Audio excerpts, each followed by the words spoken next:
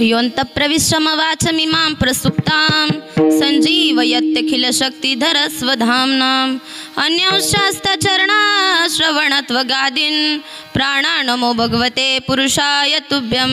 हरि जय जय राम कृष्ण हरि हरि जय जय राम कृष्ण हरि जय जय राम कृष्ण हरि हरि जय राम कृष्ण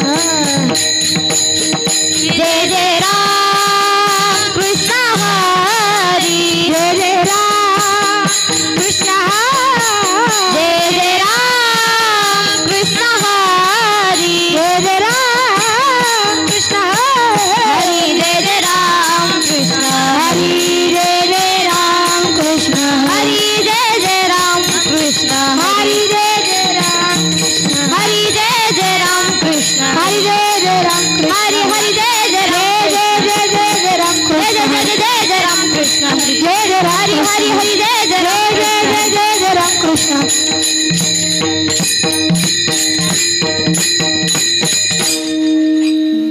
रूप पाहता लोचनी सुख झाले हो साधनी सुख झाले हो साधनी सुख झाले हो साधनी रूप पाहता लोचनी सुख झाले हो साधनी सुख झाले हो साधनी सुख झाले हो साधनी रूप पाहता लोचनी सुख झाले हो साधनी सुख झाले हो साधनी सुख झाले हो साधनी रूप पाहता लोचनी सुख झाले हो साधनी सुख झाले हो साधनी सुख झाले हो साधनी तो हा विठ्ठल बरवा हा विठ्ठल बरवा तो हा विठ्ठल बरवा तो हा विठ्ठल बरवा तो हा विठ्ठल बरवा तो हा माधव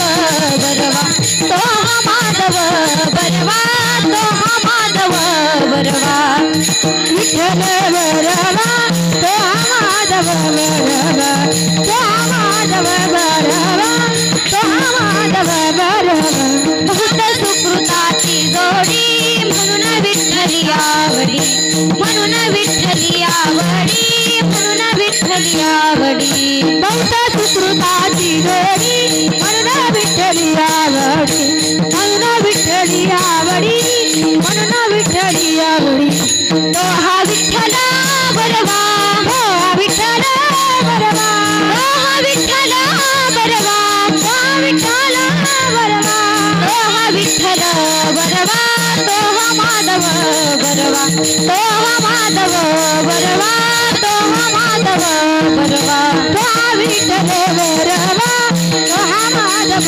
बरवा तो हा माधव बरवा तो हा माधव बरवा सर्व सुखाचे आगर बाप रखुमा देवीवर बाप रखुमा देवीवर बाप रखुमा देवीवर सर्व सुखाचे आगर बाप रखुमा देवीवर बाप रखुमा देवीवर बाप रखुमा देवीवर तो हा विठ्ठल बरवा हो हा विठ्ठल बरवा हो हा विठ्ठल बरवा हो हा विठ्ठल बरवा तो हा विठ्ठल बरवा तो हा माधव बरवा तो हा माधव बरवा तो हा माधव बरवा तो हा विठ्ठल बरवा तो हा माधव बरवा तो हा माधव बरवा तो हा माधव हरि जय जय राम कृष्ण हरि जय जय राम कृष्ण हरि जय जय राम कृष्ण हरि जय जय राम कृष्ण हरि जय जय राम कृष्ण हरि जय जय राम कृष्ण हरि जय जय राम कृष्ण हरि जय जय राम कृष्ण हरि जय जय राम कृष्ण हरि जय जय राम कृष्ण हरि जय जय राम हरे जय राम हरे जय राम हरिदासाची ये घरी हरिदासाची ये घरी हरिदासाची ये घरी हरिदासाची ये घरी माझा उपजवे जन्मांतरी माझा उपजवे जन्मांतरी माग उपजवे जन्मा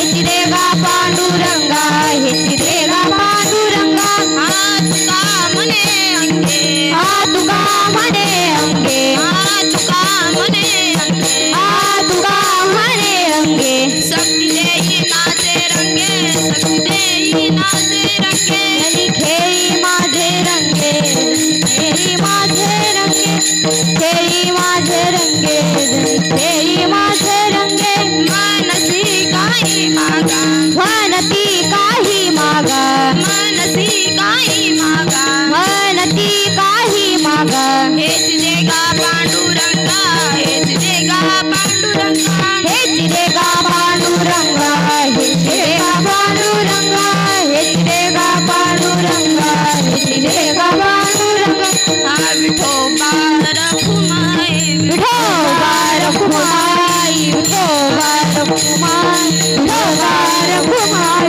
विठोबा रखुमाई विठोबा रखुमाई विठोबा रखुमाई विठोबा रखुमाई विठोबा रखुमाई विठोबा रखुमाई विठोबा रखुमाई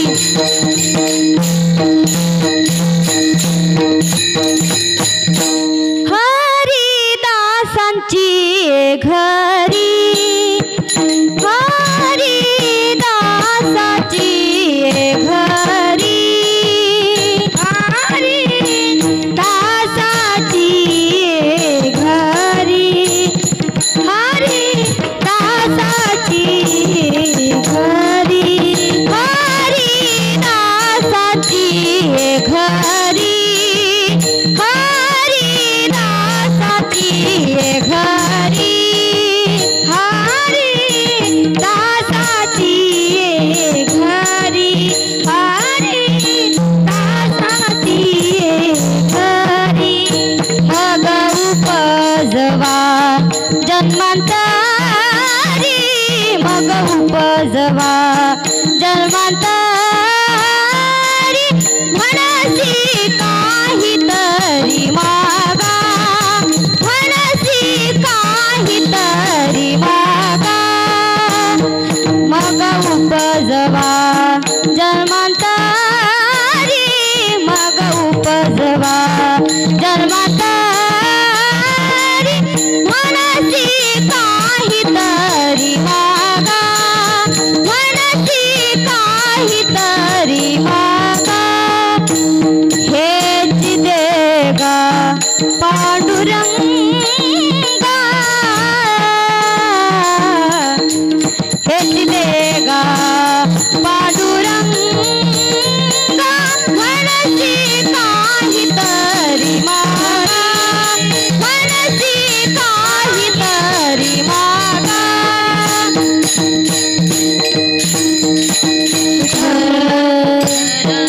विठ्ठल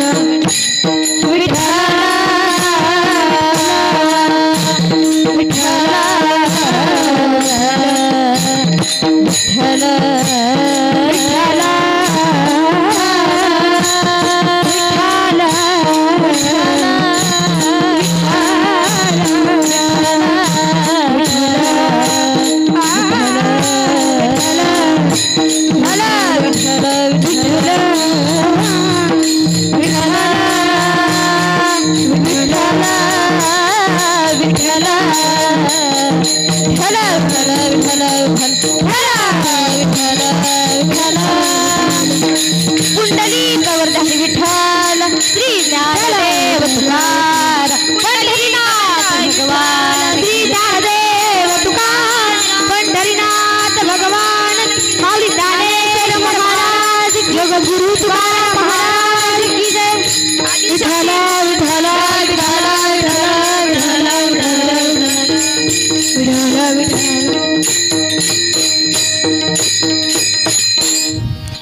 हरिदासाची घरी हरिदासाची घरी मज उपजवे जन्मांतरी मनसी काही मागा हेची देगा पांडुरंगा संता लोटांगणी जाता लाज नको मनी मनसी काही मागा हेची देगा पांडुरंगा तुका म्हणे अंगे तुका म्हणे अंगे शक्ती देई नाचे रंगे मनसी काही मागा हेची देगा पांडुरंगा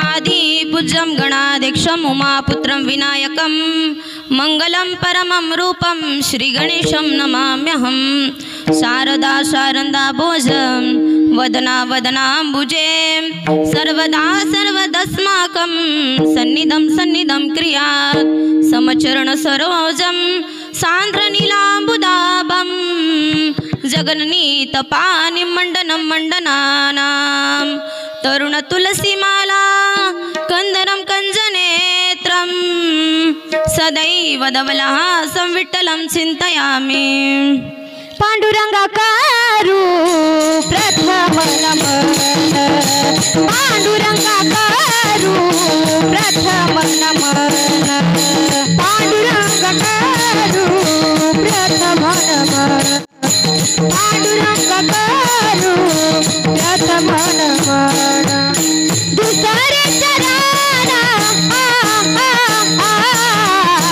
सतातिया दुसरे चराना सतातिया जगपादाने कथे जाविसारू बाबाजी सद्गुरु दास तुका जगपादाने कथे जाविसारू जगपादाने कथे जाविसारू पांडुरंगा करू प्रथम नमन दुसरे चरण काटिया त्यांच्या कृपादाने कथेचा विस्तारू बाबाजी सद्गुरु दास तुका पांडुरंगा करू प्रथम नमन दुसरे चरण काटिया त्यांच्या कृपादाने कथेचा विस्तारू बाबाजी दास तुका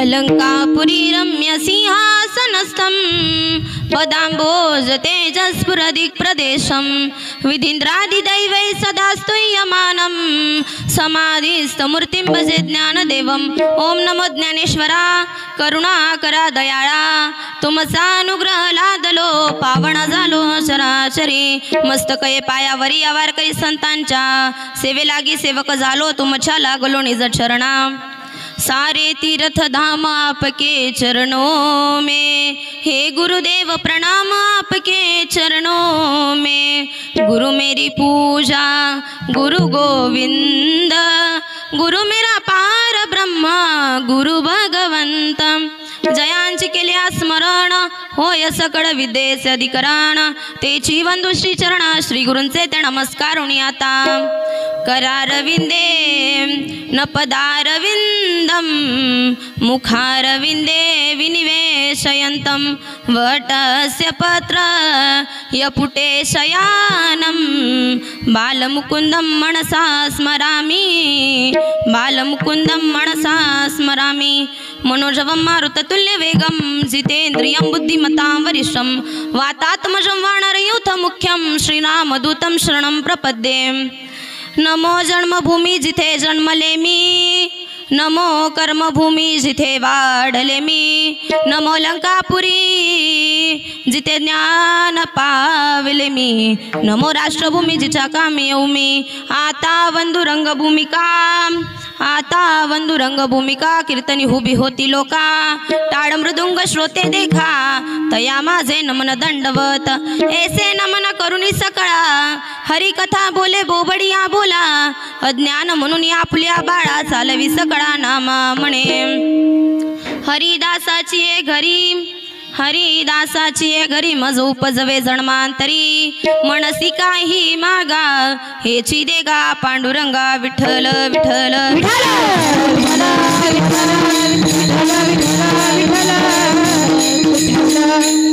प्रस्तुत प्राप्त प्रसंगी प्राप्त स्थळी प्राप्त वेळी कीर्तन रूपी सेवेकरिता निवडलेला अभंग अव्यक्त ज्ञान अलौकिक काव्य तत्परता, अलौकिक कार्य तत्परता, अक्षर ब्रह्म सामर्थ्यता प्राप्त संत जगद्गुरु तुकोबारा यांचा 4 चरणांचा आपल्या आराध्य दैवताशी वार्तालाभ साधणारा अभंग आज प्रस्तुत कीर्तन रूपी सेवेकरिता निवडला आहे.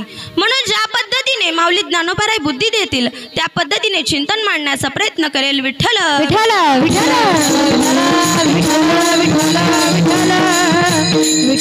अभंग पंचमवेद निर्माते तुकोपनिषदकार वैराग्य राग रसिक रसिकत्व प्राप्त संत जगद्गुरु तुकोबारा यांचा असून अभंगाची प्रास्ताविकता प्रतिपादित करण्या अगोदर अल्पसा हा परिहार देणं वक्त्याचं प्रधान कर्तव्य या नात्याने ते इष्ट अनिवार्य तथा गरजेचे सुद्धा आहे की किम निमित्ताने तुम्ही आम्ही सर्वजणी ते जमलेले आहोत. तर षडगुण ऐश्वर्य संपन्न अनंत कोट ब्रह्मांड नायक अखिल जगदाधार प्रातपर परमेश्वर परमरसिक भक्तवांछल कल्पतरू भक्तवांछल दीनबंधू भगवान पंढरीश पांडुरंग परमात्मा अलंकापुरी पीठाधीश्वर कैवल्य साम्राज्य चक्रवर्ती ज्ञानियांचे राजे योगियांचे माऊली साधकांचे मायबाप असणारे वैष्णवाग्रणी अशा अनेक विशेषणांनी युक्त संत श्रेष्ठ माऊली ज्ञानोबाराय शांती ब्रह्म पैठण निवासी एकनाथ महाराज भक्त शिरोमणी नामदेव महाराज संत हृदय सम्राट विश्ववंदे विश्वभूषण वैराग्य राग रसिक नव्हे तर वैराग्याचे मूर्तिमंत पुतळे असणारे गाथारूपी पंचमवेद निर्माते अहो ज्यांनी हिंदवी स्वराज्य निर्माण केलं असे असणारे छत्रपती शिवाजी महाराजांचे धर्मगुरू राजे तुमच्या हातात तलवार आणि ढाल असणं हा तुमचा परमार्थ आहे, परंतु आमच्या गळ्यात माळ आणि हातात टाळ असणं हा आमचा परमार्थ आहे अशी शिकवण देणारे जगद्गुरु तुकोबाराय. ज्या ब्रह्मांडात विलीन झाल्या ब्रह्मभूत झाल्या काया प्राप्त झाल्या ब्रह्मचित्कला होऊन गेल्या अशा असणाऱ्या श्री संत आदिशक्ती आदिमाया मुक्ताबाई महाराज आणि आदी करून सकळ संतांच्या पादस्पर्शाने पुनीत पावन झालेली आपली अलंकापुरी नगरी आणि यात वसलेले आमचे श्री ज्ञानाई मुलींची वारकरी शिक्षण संस्था. असं म्हणतात की गुरुवरांचं नाव मुखाने घेत नाही. शास्त्रकार वर्णन करताना सुद्धा असंच म्हणतात, आत्मरनामो गुरुनामो नामानि अति कृपण्यस्य श्रेयस्कामन निगृण्य ज्येष्ठ अपत्य कलत्रयो. शास्त्रांच्या मतानुसार की गुरुवरांचं नाव मुखाने घेत नाही, परंतु जर मी माझ्या गुरुवरांचं नाव मुखाने घेतलं नाही तर तुम्हाला कळणार नाही की माझे गुरुवारी नेमके आहेत कोण. तर माझे गुरुवारी असणारे हरिभक्त पारण मृदुंगाचार्य मृदुंगमणी असणारे दीपकजी महाराज सुद्रिक पाटील आणि सौ अनिताताई महाराज सुद्रिक पाटील ज्या समाजात विख्यात आहे असणारे भागवताचार्य समाज प्रबोधनकर कीर्तन केसरी म्हणजे माझे आदरणीय असणारे माईन बाबा ज्यांच्यामुळे माझ्यासारख्या पामराला ही नारदाची गादी प्राप्त झाली, ज्यांच्यामुळे माझ्यासारख्या पामराला हा कीर्तन करण्याचा अधिकार प्राप्त झाला. मज पामराय काय थोरपण पायी जीवाण पायीच बरी ज्यांच्यामुळे ही संधी प्राप्त झाली ते असणारे गुरुवारांच्या चरणी नतमस्तक होते. ज्यांच्यामुळे तुम्हा चोखंद मायबाप श्रोत्यांच्या दर्शनाचा दुर्लभ योग घडून आला ते असणारे भक्ती गुरुकुल यूट्यूब चॅनल त्यांचे सुद्धा अंतकरणापासून आभार मानते की तुम्हा मायबाप श्रोत्यांचे दर्शनाचा दुग्ध शर्करा योग असा घडून आला, त्याबद्दल त्यांचे अंतकरणापासून आभार मानते आणि एकदा भगवान परमात्म्याच्या चरणी नतमस्तक होऊन कीर्तन रूपी सेवेला सुरुवात करते. विठ्ठल विठ्ठल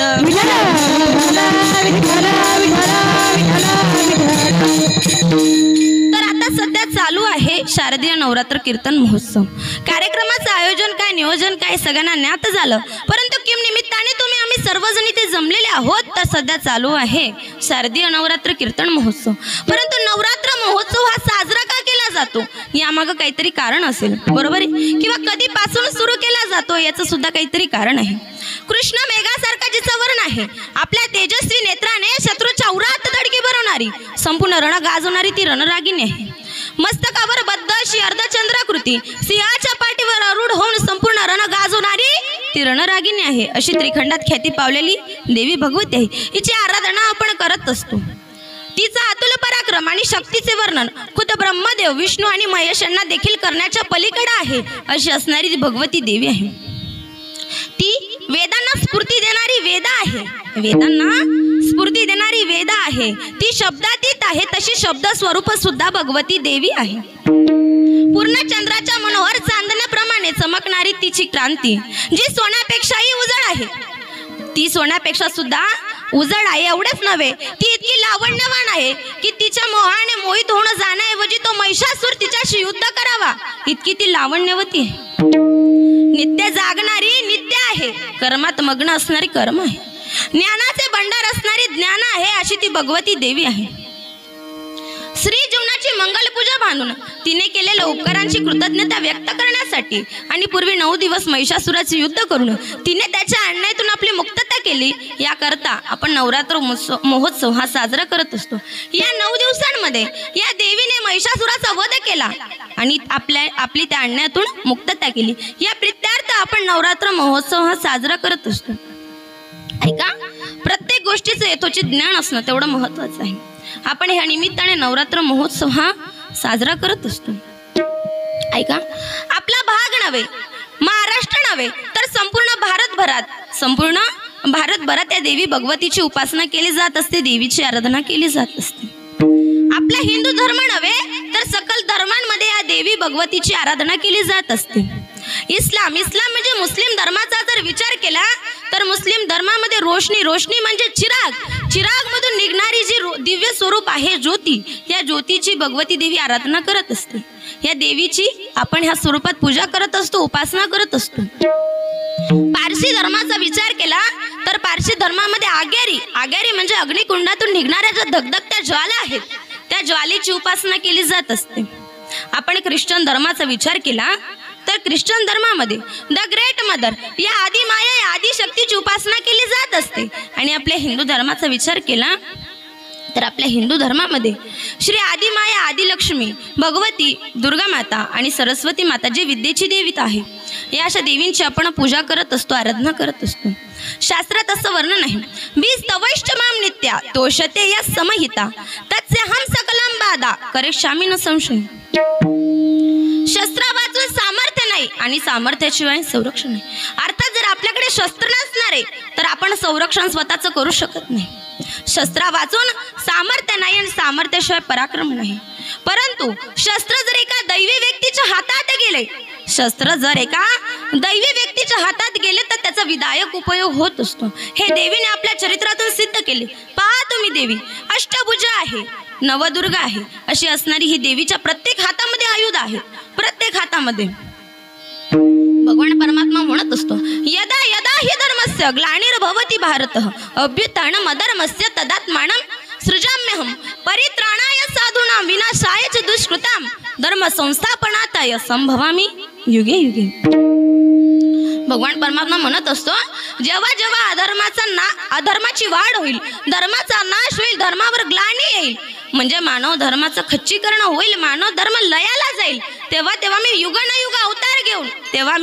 युगानुयुग अवतार घेऊन असुरांचा संहार करेल आणि मानव धर्माची स्थापना करेल, असं भगवान परमात्मा चरित्रातून म्हणत असतो। तद्वज्ञाने भगवती देवीने आपल्या चरित्रातून सिद्ध करून दिले, भगवती देवीने आपल्या चरित्रातून सिद्ध केले। येत्तम यदा यदा बाधा दानवत्या करिष्यसि तत्से अहम सकलाम बाधा करिष्यामि न संशयम, किंवा असं सुद्धा आहे, तदा तदवर्ती आयम करिष्यामि न संशयम। भगवती देवी म्हणत असते, जेव्हा जेव्हा असुरांचं सामर्थ्य वाढू लागेल, मानव धर्माची हानी होईल, तेव्हा मी अवतार घेण्यासाठी, युगानुयुग अवतार घेण्यासाठी, असुरांचा संहार करण्यासाठी अवतार घेईल, असुरांचा संहार करण्यासाठी अवतार घेईल। पहा तुम्ही, असुरांचं मर्दन करण्यासाठी भगवती देवीची उत्पत्ती झाली, देवीने असुरांचं मर्दन केलं। ही जी देवी आहे हिचे बहुधा रूप आहेत, बहुविध रूपांनी ही देवी नटलेली आहे। सौम्य रूप आहेत, उग्र रूप आहेत, पूर्णा, ब्रह्मा, चंद्रा, पार्वती, गौरी, अंबिका ही तिची सौम्य रूप आहेत, तर चंडिका, भैरवी, काली, भद्रा, चंडिका, चामुंडा ही तिची उग्र रूपे आहेत। अशी असणारी ही जी देवी आहे, अशी असणारी ही देवी द्विभुजा आहे, चतुर्भुजा आहे, अष्टभुजा आहे, षडभुजा आहे, दशभुजा आहे, अष्टोत्तर दशभुजा आहे, अष्टोत्तर शतभुजा आहे। हिच्या देवीच्या प्रत्येक हातांमध्ये प्रत्येक आयुध घेऊन ही देवी सज्ज आहे, रणांगणावर भक्तांचं रक्षण करण्याकरिता, असुरांचं मर्दन करण्याकरिता ही देवी उभी आहे। आपला भाग नव्हे, महाराष्ट्र नव्हे, तर प्रांताबाहेर विचार केला तर बंगाल प्रांतामध्ये काळ्या पाषाणातून लाल जेव्हा बाहेर निघालेली आहे, या देवीच्या गळ्यांमध्ये मुंडमाळ आहे आणि तिने शत्रूच्या छातीवर त्रिशूळ लावून उभी आहे। ही देवी भक्तांचं रक्षण करते, हिला म्हणतात कालिका माता। ही देवी असुरांचं मर्दन करते। स्वामी विवेकानंदांचे जे गुरु आहेत रामकृष्ण परमहंस, हे रामकृष्ण परमहंसांना साक्षात काली मातेने दर्शन दिलं आणि त्यांना विश्वविख्यात केलं। या देवीच्या स्मृत्यर्थ आपण नवरात्र महोत्सव हा साजरा करत असतो। परंतु कधीपासून ही प्रथा सुरू झाली हे ज्ञात असणं महत्त्वाचं आहे. कारण आपल्याकडे 4 वेद आहे, 6 शास्त्र आहे, 18 पुराण आहे. आता प्रत्येक गोष्टीच्या विविध संकल्पना असतात, संज्ञा असतात, विविध मतं असतात. तर कधीपासून सुरू झाली तर जेव्हा चंद्रवंशांचं राज्य होतं, जेव्हा चंद्रवंशांचं राज्य होतं तेव्हा बळीचे 5 पुत्र, या 5 पुत्रांनी एकत्र येऊन एक बंग नावाचा प्रांत निर्माण केला आणि त्या बंग नावाच्या प्रांतामध्ये त्यांनी यज्ञ सुरू केला. तो यज्ञ जवळजवळ 9 दिवस चालला. तिथं त्यांनी त्या यज्ञाला चंडी यज्ञ म्हणतात. तो यज्ञ त्यांनी सुरू केला आणि त्या यज्ञ सुरू केल्यानंतर तो यज्ञ जवळजवळ 9 दिवस चालला. त्या यज्ञाचा हवीरभाग ग्रहण करण्याकरिता देवी साक्षात प्रगट झाल्या आणि तो हवीरभाग ग्रहण केला. त्या दिवसापासून आपण नवरात्र महोत्सव हा साजरा करत असतो. मी मगाशी सांगितलं की आपल्याकडे विविध मतं आहेत, विविध पुराण आहेत. त्यानुसार भारतामध्ये देवीची 51 शक्तिपीठ आहेत. किती आहेत? 51. परंतु काहीतरी प्रमुख पीठ म्हणजे 3.5 शक्तिपीठ ही महाराष्ट्रात आहे. आता हा सगळा कथाभाग सगळ्यांना ज्ञात आहे. गेल्या 3 दिवसापासून आपण अविरतपणे श्रवण करत आहात. हा कथाभाग अगदी सगळ्यांना मुखोद्गत झाला असेल. दक्ष प्रजापतींचं सर्व आख्यान आपल्याला श्रीमद भागवत पुराणामध्ये पाहायला मिळतं. सती मातेला निमंत्रण नव्हतं. ऐका, सती मातेला निमंत्रण नव्हतं तरी सती माता गेला. तर काय झालं? आत्मसमर्पण करावं लागलं. का? कारण त्यांना शिवनिंदा सहन झाली नाही आणि त्यांनी यज्ञकुंडात आहुती घेतली. त्यांनी यज्ञकुंडात आहुती घेतल्यानंतर त्यांचे जे पती होते म्हणजे श्री शिवशंकर यांनी आपल्या पत्नीचा शव उचललं आणि त्रिभुवनात फिरू लागले. परंतु सती मातेने श्री हरिविष्णूंना आपले बंधू मानले होते. श्री हरिविष्णूंना वाटलं की आपल्या बहिणीच्या देहाची हेटाळणी होऊ नये, विटंबना होऊ नये, अवहेलना होऊ नये म्हणून त्यांनी त्या देहाचे तुकडे केले. ते तुकडे 51 ठिकाणी पडले. त्या ठिकाणी देवीची स्वयंभू पद्धतीने पीठ निर्माण झाली. अशी असणारी ही 51 शक्तिपीठ ही आपल्या भारतात आहे. त्यापैकी प्रमुख 3.5 शक्तिपीठ ही आपल्या महाराष्ट्रात आहे. आपण गेल्या 3 दिवसापासून हा कथाभाग अगदी श्रवण करत आहात. परंतु अगदी वरपंग सांगण्याचा प्रयत्न करत आहे का? पहिलं पूर्ण शक्तिपीठ आहे ते म्हणजे तुळजापूरची तुळजाभवानी माता. या कशा अवतरणीत झाल्या तर त्याची फार गोडख्या एक आहे. कर्दम ऋषी आणि अनुभूती माता यांचा विवाह झाला. विवाह झाल्यानंतर काही वर्षांनंतर त्यांना पुत्रप्राप्ती झाली. पुत्रप्राप्ती झाल्यानंतर कर्दम ऋषींचा मृत्यू झाला. मृत्यू झाल्यानंतर ज्या अनुभूती माता होत्या ह्या तपाचरण करण्याकरिता मंदाकिनी नदी किनारी बसल्या. त्या मंदाकिनी नदी किनारी तपश्चर्या करू लागल्या. तपश्चर्या करत असताना तिथे एक बलाढ्य राक्षस होता. त्याचं नाव होतं कुकर. या कुकर नावाच्या राक्षसाने अनुभूती मातेबरोबर व्याभिचार करण्याचा प्रयत्न केला. व्याभिचार इतक्या खालच्या टोकाला गेला की त्या अनुभूती मातेने देवी जगदंबेचा दावा केला. देवी आई भवानी त्वरित प्रगट झाली. देवी माता त्वरित प्रगट झाली आणि तिने असुरांचं मर्दन केलं. त्या कुकरचा वध केला. ही देवी त्वरित प्रगट झाली म्हणून हिचं नाव त्वरिता ठेवण्यात आलं. परंतु काळाच्या ओघाओघामध्ये प्रत्येक गोष्टीचा अपभ्रंश होत असतो. प्रत्येक गोष्टीचा अपभ्रंश होत असतो. जसं 9 वार आहेत, त्या 9 वारांमध्ये 7 वार जे 9 ग्रह आहेत त्या 9 ग्रहांमधून आपल्याला 7 वारांची नावं देण्यात आली. पहिला म्हणजे आदित्यवार. आदित्य म्हणजे सूर्य. सूर्याचा जो वार आहे त्याला म्हणतात आदित्यवार. परंतु काळाच्या ओघाओघामध्ये त्या आदित्याचा आईतवार झाला. पुढे आहे बृहस्पतिवार. बृहस्पतिवाराला लोक बिस्तरवार म्हणू लागली. काळाच्या ओघाओघामध्ये अपभ्रंश झाला. तसंच ही देवी त्वरित प्रगट झाली म्हणून हिचं नाव त्वरित ठेवण्यात आलं. परंतु काळाच्या ओघाओघामध्ये तुळजा आणि तुळजाचा पुढे तुळजा झाला. अशी असणारी तुळजापूरची तुळजाभवानी माता म्हणून विख्यात झाली. त्रेता युगातला फार गोड कथाभाग आहे. जेव्हाचे कारण करून ऐका. जेव्हा सीता शोध घेण्याकरिता प्रभू श्री रामचंद्र वनात निघाले तेव्हा पार्वती मातेंना असं वाटलं की आपण यांची परीक्षा पाहावी. परीक्षा पाहण्याकरिता सती मातेचं रूप सीता मातेचं रूप घेऊन पार्वती माता आल्या आणि प्रभू श्री रामचंद्रांसमोर उभ्या राहिल्या. त्या त्यांच्या समोर उभ्या राहिल्या. परंतु श्री रामचंद्रांनी त्यांना त्वरित ओळखलं आणि म्हटली, तू का आलीस? तू का आलीस? हे पुढे रामवर्धनी तुकाई देवीचं मंदिर आज सुद्धा तुम्हाला तिथे पाहावयास मिळतं. आज सुद्धा ते मंदिर तुम्हाला तिथे पाहायला मिळतं. असं असणारं तुकाई देवीचं मंदिर. कल्लोळ तीर्थ सुद्धा आज तुम्हाला तिथं पाहायला मिळतो. चिंता दूर करणारा चिंतामणी सुद्धा तुम्हाला तिथे पाहायला मिळतो. प्रभू श्री रामचंद्र ज्या घाटावर उभे राहिले, ज्या शिळेवर उभे राहिले, तो घाटशिळ तुम्हाला आज सुद्धा तुळजापूरमध्ये पाहावयास मिळतो. अशी असणारी तुळजापूरची तुळजाभवानी माता. जे तिथं सुप्रसिद्ध असणाऱ्या भारती बुवांचं मठ आहे, त्या मठाची अशी आख्यायिका आहे की भगवती देवी साक्षात तिथे सारीपाट खेळण्याकरिता येतात, साक्षात सारीपाट खेळण्याकरिता येतात. म्हणून पूजेपूर्वी देवीची आराधना केली जात असते, देवीला आवाहन केलं जात असतं आणि देवी तिथे प्रगट होताना लोकांचं दैन्य दूर करतात. अशी आख्यायिका खूप गोड आहे. ज्यांनी हिंदवी स्वराज्य निर्माण केलं ते छत्रपती शिवाजी महाराजांच्या कुलदैवत कुलस्वामिनी ह्या सुद्धा तुळजापूरच्या तुळजाभवानी माता आहे.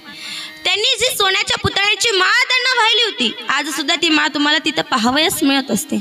अशी तुळजापूरची तुळजाभवानी माता हे त्याचं पूर्ण शक्तिपीठ आहे. पुढचं आहे कोल्हापूरची महालक्ष्मी माता. आता ह्या कशा अवतरित झाल्या याची फार गोडाख्यायिका आहे. पुराणांचा विचार केला तर फार गोडाख्यायिका आहे का. गरुडाचल ब्राह्मण आणि त्याची मुलगी माधवी हे दोघंही जण वैकुंठाला गेले. वैकुंठाला गेल्याच्या नंतर जी माधवी होती ही बालवयाची कुमारिका होती, अगदी छोटीशी मुलगी होती. ही माधवी श्री हरी विष्णूंजवळ जाऊन बसली. ती विष्णूंजवळ जाऊन बसल्याबरोबर लक्ष्मी मातेंना राग आला. लक्ष्मी मातेने रागाच्या भरात तिला श्राप दिला की तू अश्वमुखी होशील. आता माधवी ही लहान होती, परंतु तिच्या बालवयाचा विचार न करता त्यांनी श्राप दिला. ते पाहून गरुडाला राग आला आणि गरुड म्हटला, तुम्ही माझ्या मुलीच्या बालवयाचा विचार न करता तिला श्राप दिला, तद्वत मी सुद्धा तुम्हाला श्राप देतो की तुम्ही हत्तीन व्हाल. कोणी श्राप दिला? गरुडाने. त्यामुळे देवीचं नाव गरुडेश्वरी पडलं आणि त्या मृत्यूलोकात अवतरित झाल्या.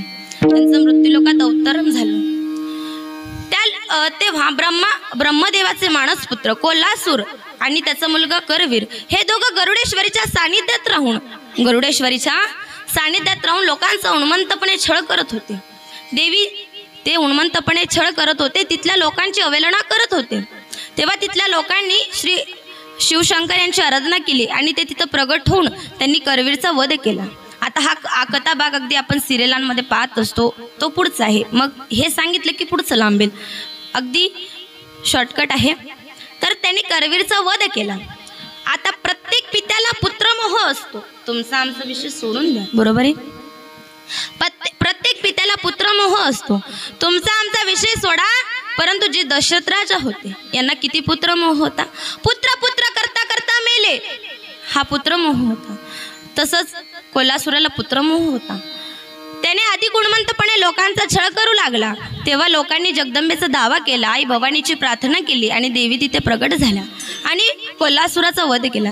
तत्पूर्वी कोल्हासुराने वर मागितला की देवी माझ्या नावाने हे स्थळ विख्यात व्हावं. म्हणून कोल्हासुराच्या नावाने कोल्हापूर हे स्थळ विख्यात झालं आणि तुमच्या नावाच्या अगोदर माझ्या मुलाचं नाव घेतलं जावं म्हणून आपण असं म्हणत असतो. करवीर निवासिनी, कोल्हापूरवासिनी, आदिमाया, आदिशक्ती, महालक्ष्मी माता. आता प्रत्येक पुराणानुसार मी तुम्हाला सांगितलं की प्रत्येक कथाभाग वेगवेगळा आहे. तर दुसरी आख्यायिका अशी आहे की कोल्हासुराचं इतकं रक्त सांडलं गेलं, इतका पूर वाहू लागला तर कोल्हापूर हे नाव असं सुद्धा प्राप्त झालं, अशी आख्यायिका आहे. हे पूर्ण शक्तिपीठ मला कोल्हापुरात पाहायला मिळतं. पुढचं शक्तिपीठ आहे म्हणजे रेणुकागड, माहूरगडची रेणुका माता, माहूरगडच्या रेणुका माता. हा कथाभाग आपण अगदी श्रवण केला, परंतु त्याच्यापेक्षा थोडा वेगळा आहे. विविध पुराणानुसार विविध आख्यायिका आहेत. इक्ष्वाकू वंशातले राजा रेणू यांची कन्या रेणुका यांचा विवाह जे ऋषी होते जमदाग्नी ऋषी, या जमदाग्नी ऋषींशी झाला. कालांतराने त्यांना श्री हरी विष्णू असणारे पुत्र प्राप्त झाले, ते म्हणजे श्री परशुराम भगवान हे प्राप्त झाले.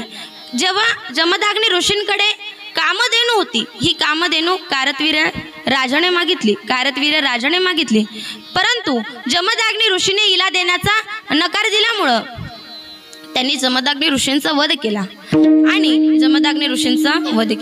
परंतु आता परशुरामांना सुद्धा पितामोह होता.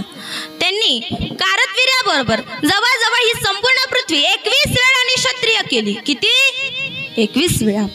21 वेळा ही संपूर्ण पृथ्वी त्यांनी निक्षत्रिय केली आणि एका पारड्यात आपल्या पिताचा मृतदेह आणि दुसऱ्या पारड्यात आपल्या आईला बसून ते निघून गेले.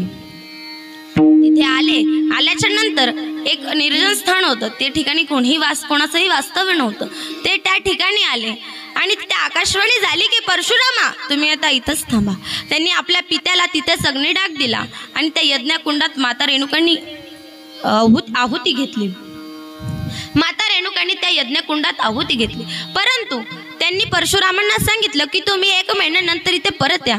परंतु ते मातेच्या प्रेमापोटी लगेच वापस आले. तर तिथे रेणुका माता ह्या कमरेपर्यंत अवतरित झाला.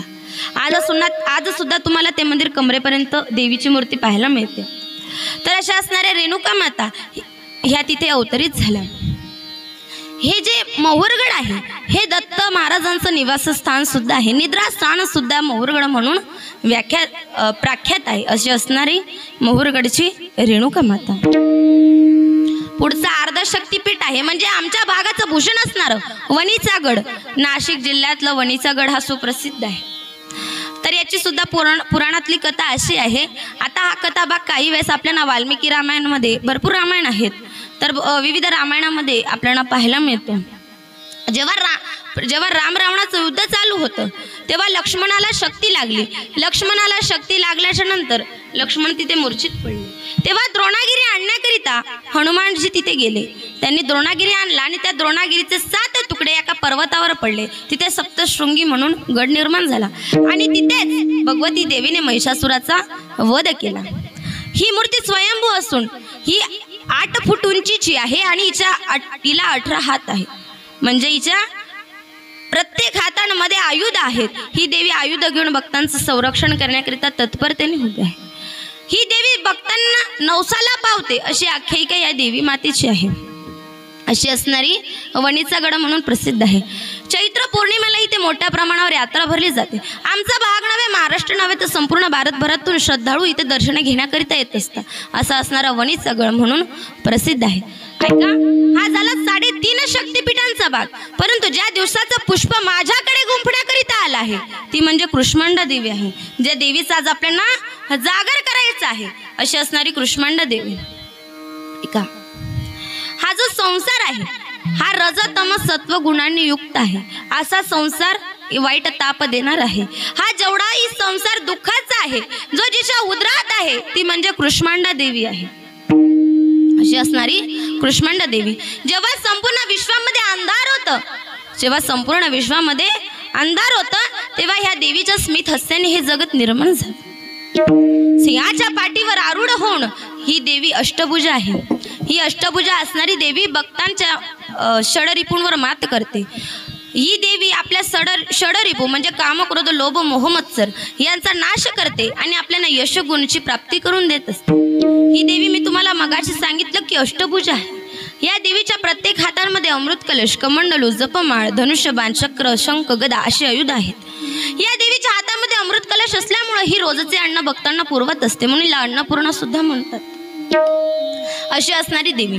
परंतु या नवरात्रीमध्ये एक महत्त्वाचा मुख्य उद्देश आहे की या दिवसांमध्ये आपण आपलं तपोबल वाढवत असतो. आपण आपली कुंडलिनी शक्ती जागृत करत असतो. आपली ही जी शरीरामध्ये कुंडलिनी शक्ती आहे जी सापाचं वेटोळं घालून बसली आहे. 3.5 हातांचा नरदेह आहे. त्यामध्ये नाभी स्थानावर ही कुंडलिनी शक्ती जागृत आहे. यापैकी जेव्हा कुंडलिनी शक्ती केव्हा जागृत होते तर आपण जेव्हा हे 7 चक्रांचं भेदन करतो. 7 चक्रांचं भेदन करतो त्यापैकी हे जे 4थं चक्र आहे म्हणजे अनहद चक्र. या चक्राचं त्या दिवशी जागृती होत असते. आपण जर या देवीची आराधना केली, या देवीची पूजा केली तर हे चक्र जागृत होत असतं आणि आपण आपल्या प्रत्येक षडरिपूंवर मात करून आपण एक उच्च पदाला जात असतो. सो एकदा देवीचा मोठ्या प्रेमाने जागर घेऊया. अनादि अंबिका भगवती बोध परडी घेऊन हाती होत ज्ञानाचा पाजळती होत ज्ञानाचा पाजळती उदो उदो भक्तनाथची गोंधळा येई ओ जगदंबे गोंधळा येई ओ जगदंबे मूळ पीठ तू अंबे मूळ पीठ तू अंबे अंबे गोंधळा येई ओ जगदंबे गोंधळा येई ओ जगदंबे गोंधळा येई ओ जगदंबे गोंधळा येई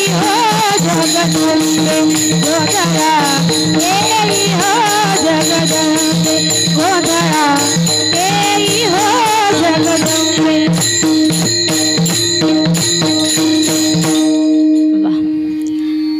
तर प्रस्तुत ज्यांचा अभंग आपण कीर्तनारूपी सेवेकरिता निवडला आहे ते म्हणजे जगद्गुरु तुकोबाराय. या अभंगामध्ये तुकोबाराय म्हणतात, हरिदासाची घरी मज उपजवे जन्मांतरी. देवा जर तुला काही द्यायचं असेल ना तर मला काय दे, हरिदासाचे घरी जन्माला दे. मला हरिदासांच्या घरी, भगवत भक्तांच्या घरी, संत महात्म्यांच्या घरी, साधू महात्म्यांच्या घरी जन्माला दे. देवा जर तुला काही द्यावं वाटत असेल ना तर हेच दे. मनसी काही मागा हेची देगा पांडुरंगा हेची दे. देवा तुला चांगलं माहित आहे की मला तुझी दसोडी सुद्धा लागत नाही, न लगे तुझी दसोडी, मला तुझी दसोडी सुद्धा लागत नाही, परंतु तू इतका आग्रह करत आहे, तू पुन्हा पुन्हा म्हणत आहे मनसी काही मागा, मनसी काही मागा, तर मला हेच दे की मला हरिदासांच्या घरी जन्माला यायचंय. देवा जर तुला जन्माला घालू वाटत असेल ना तर मला हरिभक्तांच्या घरी जन्माला दे. देवा मला माहित आहे तू नेहमी म्हणत असतो की तुकोबाराय तुमच्या सेवेचं इतकं ऋण माझ्यावर आहे, तुमच्या सेवेचं इतकं ऋण माझ्यावर आहे की तुम्ही जर माझ्या समोर उभा राहिलात तरी मला खाली मान घालावी लागते. हा अधिकार तुकोबारायांचा आहे. म्हणून तुकोबाराय म्हणतात, देवा जर तुला काही द्यायचं असेल तर मला हेच दे. तर मुळात तुकोबाराय काही मागत नाही, कारण की काही मागणे अनुचित म्हणजे वडिलांची रीत जाणत असो, म्हणजे काहीतरी मागणं आम्हाला अनुचित आहे, परंतु जे उचित आहे मी ते तुझ्याकडून मागतो की मला काय कर, हरिदासाच्या घरी जन्माला घाल, मला जन्मोच्या जन्म हरिभक्तांच्या घरी जन्माला घाल. बरं देवा तू जन्माला घातलं, पण जन्माला घातल्यानंतर मला त्यांच्या ठिकाणी जात असताना कोणतीही लाज नको देऊ. कारण काय असतं, एखादी गोष्ट जर आपल्याला प्राप्त झाली तर त्याचा अहंभाव आपल्यामध्ये निर्माण होत असतो. म्हणून तुकोबाराय म्हणतात, देवा मला नम्र ठेव, देवा मला नम्र ठेव, कारण नम्र झाला भूता तेने कोंडिले अनंता. जर आपल्या अंगी नम्रता असली तर देवाला सुद्धा आपलंसं करता येतो, ही सामर्थ्य नम्रतेच आहे. म्हणून तुकोबाराय म्हणतात, देवा जर मला संतांच्या घरी जन्माला घातलं ना तर अविरतपणे त्यांची सेवा करू दे, त्यांच्या ठिकाणी जात असताना कोणती लाज नको देऊ. देवा जर तुला काही द्यावं वाटत असेल ना तर मला हेच दे, नेहमी हेच दे. बरं तुकोबाराय अजून काहीतरी मागून घ्या, कारण तुमच्या सेवेचं इतकं ऋण माझ्यावर आहे, इतकं ऋण माझ्यावर आहे की मला माणूस सुद्धा उंच करता येत नाही. म्हणून अजून काहीतरी मागून घ्या. तर तुकोबाराय म्हणतात, तुका म्हणे अंगे, देवा मला माझ्या अंगात शक्ती दे, मला माझ्या अंगात शक्ती दे. बरं तुकोबाराय शक्ती दिली तुम्हाला, पण कशाकरिता पाहिजे हो, नाचे रंगे, मला तुझ्या रंगात नाचता यावं, मला तुझ्या रंगात नाचता यावं, याकरिता मला शक्ती दे. जर तुला काही द्यावं वाटत असेल तर हेच दे, हेच म्हणजे हेच दे, या व्यतिरिक्त काहीच नको. निश्चय आहे की पाहिजे तर हेच पाहिजे, नाही तर दसोडी सुद्धा लागत. हा झाला अभंगाचा सरळ सरळ भावार्थ. तुमच्या भाषेत सांगायचं झालं तर आकाशवाणीच्या ठळक ठळक बातम्या विठ्ठल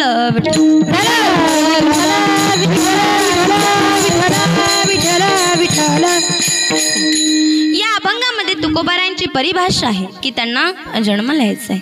साधारणतः सर्वांचीच अपेक्षा ही जन्माला यायची असते, परंतु जन्म आणि मृत्यू हे आपल्या हातात नाही. तुम्हाला मरण आहे, मला सुद्धा मरण आहे, तुम्ही अमृत पिऊन आला नाहीत आणि मी सुद्धा अमृत पिऊन आले, म्हणजे जन्म आहे आणि मृत्यू सुद्धा आहे. मग एवढी जन्माला यायची अवघड प्रक्रिया आहे. मग जन्माला येणं आणि मरण आपल्या हातात आहे का? तोडजोड करू शकतो का? करूच शकत नाही. हा विचार सगळ्यांकडे आहे. प्रारब्धानुसार जन्म आणि मृत्यू हे सगळ्यांनाच आहे. भगवान परमात्मा म्हणतात, इंद्रियार्थेषु वैराग्य मन अहंकारे वच, जन्म मृत्यू जरा व्याधी दुःख दोषानुदर्शनम, दुःख दोषानुदर्शनम, जन्म मृत्यू जरा व्याधी. यापैकी जन्म मृत्यू जरा आणि व्याधी हा 4 पद्धतीचा विचार प्रत्येकाकडे आहे. अगदी लहानापासून मोठ्यापर्यंत हा विचार अगदी सर्वांकडे आहे. त्यापैकी 2 प्रधान आहेत आणि 2 गौण आहेत. जन्म मृत्यू प्रधान आहे, म्हणजे प्रधानांचा विचार हा सर्वात प्रथम येत असतो. हा विचार आपण मगाशी केला. परंतु जरा आणि व्याधीचा विचार केला, जरा आणि व्याधीचा विचार केला तर जे लोक तारुण्यात जगतात त्यांना म्हातारपणाचं दुःख नाही. म्हणजे मी तरुण आहे, तुम्ही तरुण आहात, आपल्याला म्हातारपणाचं दुःख आहे का? बोलत चला, हा आहे का दुःख? अजिबात नाही. म्हणजे आपल्याला जराचं दुःख नाही. आणि जे लोक निरोगी आहेत त्यांना रोगाचं दुःख नाही, म्हणजे व्याधीचं दुःख नाही. परंतु जन्म नावाचा विचार आणि मृत्यू नावाचा हा विचार प्रत्येकाकडे आहे. म्हणजे जन्माला येण्याकरिता काहीतरी कारण आहे, कारण ह्या जगामध्ये विनाकारण कोणतीही गोष्ट घडत, विनाकारण काही घडत नाही। भगवान परमात्म्याने ही सृष्टी निर्माण केली, आगात सृष्टीची रचना केली का?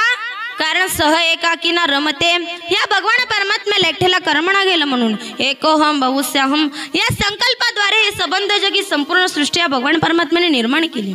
आता या विश्व उत्पत्तीच्या संकल्पना अगदी सगळ्यांना ज्ञात आहे। चार्ल्स डार्विन सुद्धा म्हणतो की हे जे जग आहे हे माकडांपासून निर्माण झालं आहे, म्हणजे आपले पूर्वज जे माकड होते त्याच्या सिद्धांताचं नाव आहे उत्क्रांतीवाद, थेअरी ऑफ इव्हॉल्युशन। त्याचा हा जो सिद्धांत आहे उत्क्रांतीवाद नावाचा, तर त्यामध्ये तो म्हणतो की आपले पूर्वज माकड होते आणि माकडांचा विकास होत होत आपल्याला मनुष्य देह प्राप्त झाला। ही असुरी प्रवृत्तीचे लक्षण आहे। भगवान परमात्मा म्हणत असतो असत्यम प्रतिष्ठम ते जगताहुरणेश्वरम अपरस्परम संभूतम किंवा नत्यकाम हि तुकम। असुरी प्रवृत्ती काय म्हणते, त्यांचंच म्हणणं पुढे करत असते, म्हणजे त्यांचंच म्हणणं की देवाने सृष्टी निर्माण केली नाही। आता हे विविध मत आहेत, विविध सिद्धांत आहेत। संत महात्म्यांनुसार तैत्तरीयोपनिषदात त्याचं वर्णन आहे। यतो वा इमानी भूतानी जायन्ते न जातानी जीवन्ति यत्पर्यंत बी संविशन्ति तत् जिज्ञास्वतत् ब्रह्मेति। किंवा जयापासून सकळ महिमंडळ हे झाले तो एका पंढरीचा राणा नयानुमान श्रुतीसी। हे संबंध जगी संपूर्ण सृष्टी या भगवान परमात्म्याने निर्माण केली का? कारण या भगवान परमात्म्याला एकट्याला कर्मणा गेलतं म्हणून एकलेना कंठीची म्हणून याने निर्माण केली व 14 जी भुवने गगन चंद्र सूर्य मेघ तारांगणे 5ही महाभूते भौतुके भिन्न भिन्न हो। हे संबंध जगी संपूर्ण सृष्टी निर्माण केली। आता कारण माहित पडलं का निर्माण केली? कारण कर्म होतं, बरोबर आहे। तत्वज्ञानाने आपल्या जन्माला येण्यामागं काहीतरी कारण आहे। काय कारण आहे? तर कर्म आहे। काय आहे? कर्म आहे।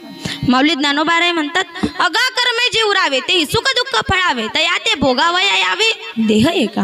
म्हणजे सुख दुःखाचं फळ भोगण्याकरिता आपल्याला म्हणजे कर्मानुसार आपण ही फळ भोगत असतो। म्हणजे जन्माला येण्यामागे कर्म आहे। मनुष्य जन्माला आल्याबरोबर काही घेऊन येत नाही, काही घेऊन जात नाही। तुम्ही ऐकलंय का? जन्माला आलेलं बाळ आणि त्याच्या सोबत निघाल्या 2-2 हजारच्या नोटा, ऐकलंय कधी? हास्यास्पद आहे पण ऐकलंय कधी? अजिबात नाही। आणि असं ऐकलंय का एक श्रीमंत जमीनदार मेला किंवा श्रीमंत बिल्डर मेला किंवा काहीतरी अधिकारी मेला तर तो त्याच्या सोबत इस्टेट घेऊन गेला, प्रॉपर्टी घेऊन गेला का? का त्याला बंगल्यामध्ये जाळलं? का त्याने जी घेतलेली फॉर्च्युनर गाडी होती त्या गाडीमध्ये जाळलं त्याला? अजिबात नाही। म्हणजे आपण साधा कपाळाला जो 1 रुपयाचा ठोकळा लावतो तो सुद्धा मनुष्य इथेच टाकून जात असतो। ऐका मायबाप, तो सुद्धा आपण इथेच टाकून जात असतो। म्हणजे काही येत नाही, आपल्या सोबत काय येत असतं ते म्हणजे कर्म आहे। शास्त्रामध्ये वर्णन आहे धनानी भूमो पशवस्य गोष्टे बाऱ्या गृहद्वारे जन स्मशाने देहश्चित्तायाम परलोक मार्गे कर्माणु गो गच्छति जीव एक। ऐका, जे धन आहे हे जमिनीत राहणार आहे।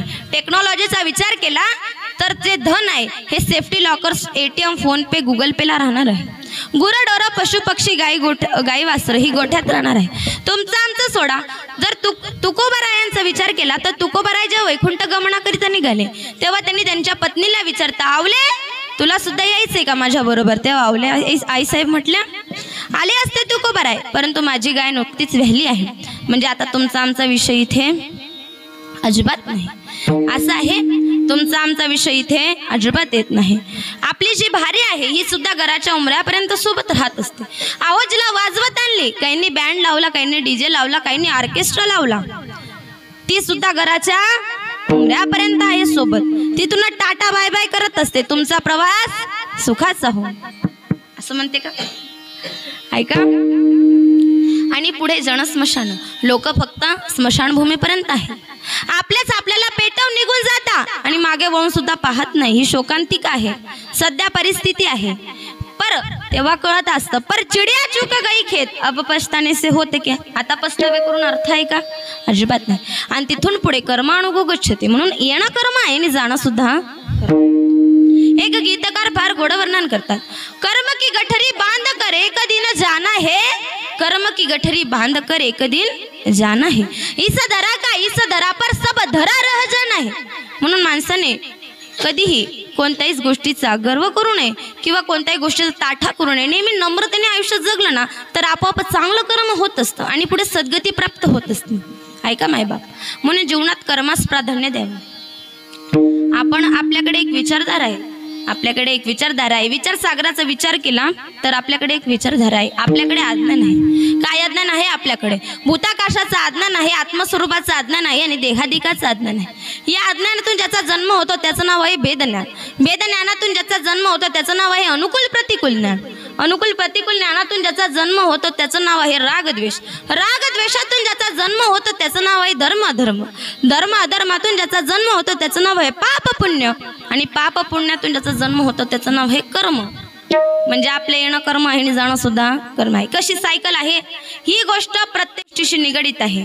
जशी फूड चेन पाहिली तुम्ही, अन्न साखळी, प्रत्येक घटक एकमेकांवर अवलंबून आहे. तशीच प्रत्येक गोष्ट ही एकमेकांवर अवलंबून आहे. आणि शेवटचा टप्पा आहे म्हणजे कर्म. म्हणजे येणं कर्म आहे आणि जाणं सुद्धा कर्म आहे. आपल्याकडे आत्मस्वरूपाचं अज्ञान आहे, नॉलेज ऑफ द सेल्फ. आत्मस्वरूपाचं अज्ञान आहे. या अज्ञान निवृत्त करण्यासाठी ज्ञान असावं, परंतु ज्ञानाला ह्या दोन गोष्टी नसाव्या. आश्रय विरहित ज्ञान आणि विषय विरहित ज्ञान. म्हणजे ज्ञानाला आश्रय नसावा आणि विषय सुद्धा नसावा. तर ज्ञानाच्या दोन पद्धती आहेत. शास्त्रामध्ये दोन पद्धती आहेत. वस्तुनिष्ठ ज्ञान पद्धती आणि आत्मनिष्ठ ज्ञान पद्धती.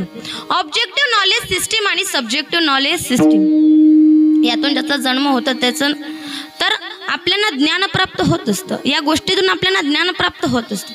म्हणजे ज्ञान प्राप्त करण्यासाठी कुठं वनात जायची गरज नाही. आता सध्या नवरात्र उत्सव चालू आहे. आपण देवीची आराधना केली तर आपल्याला ज्ञान प्राप्त होईल, स्वज्ञानाची जाणीव होईल. आणि हे अज्ञान दूर करणं आपली जबाबदारी आहे. आपल्या शेजारचा आपल्याला अज्ञानाची जाणीव करून देणार नाही. जाणीव करून देईल पण ज्ञानाची प्राप्ती करून देणार नाही.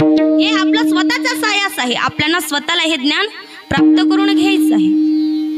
माणसाने स्वतःला एक प्रश्न विचारायचा की मी कोण आहे. हु आय एम. मी कोण आहे हे ज्या दिवशी कळेल ना त्या दिवशी पुढचं आयुष्य आपोआप सोपं होऊन जाईल. विठ्ठल विठ्ठल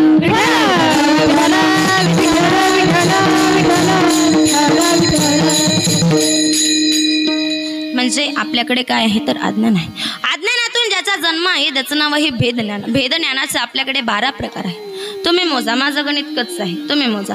जळाजळाचा भेद, जीवाजीवाचा भेद, ईश्वराचा भेद, जळेश्वराचा भेद, जीवेश्वराचा भेद, स्वगत भेद, सजाती भेद आणि विजाती भेद. हे किती झाले? 8. लक्षात ठेवा किती आहेत? 8 आहेत. इथून पुढे वृत्ती प्रभाकर मध्ये 4 प्रकार आहेत. 1 कल्पित भेद वास्तु भेद. 2 कल्पित अभेद वास्तु अभेद. 3 कल्पित भेद वास्तु अभेद. आणि 4 कल्पित भेद वास्तु अभेद. किती झाले? 4 आणि 8 किती? 12. म्हणजे किती भेद आहेत आपल्याकडे तर 12 भेद आहे. हा झाला भेदाचा विषय. भेद ज्ञानातून ज्याचा जन्म आहे त्याचं नाव आहे अनुकूल प्रतिकूल ज्ञान. आता 2 भावांमध्ये जर व्यवस्थित संपत्तीचा वाटा केला तर भेद निर्माण होत नाही. परंतु एकाला जर जास्त जमीन दिली आणि एकाला कमी दिली तर भेद निर्माण होतो. म्हणजे हा भेद आहे. भेद ज्ञानातून ज्याचा जन्म आहे त्याचं नाव आहे अनुकूल प्रतिकूल ज्ञान. म्हणजे परिस्थिती अनुकूल प्रतिकूल होत असते. हाणामारीवर सुद्धा गंमत येऊन ठेपते. अनुकूल प्रतिकूल ज्ञानातून ज्याचा जन्म आहे त्याचं नाव आहे रागद्वेष. मग पुढे तुम्हाला सगळं कथाभाग ज्ञात आहे.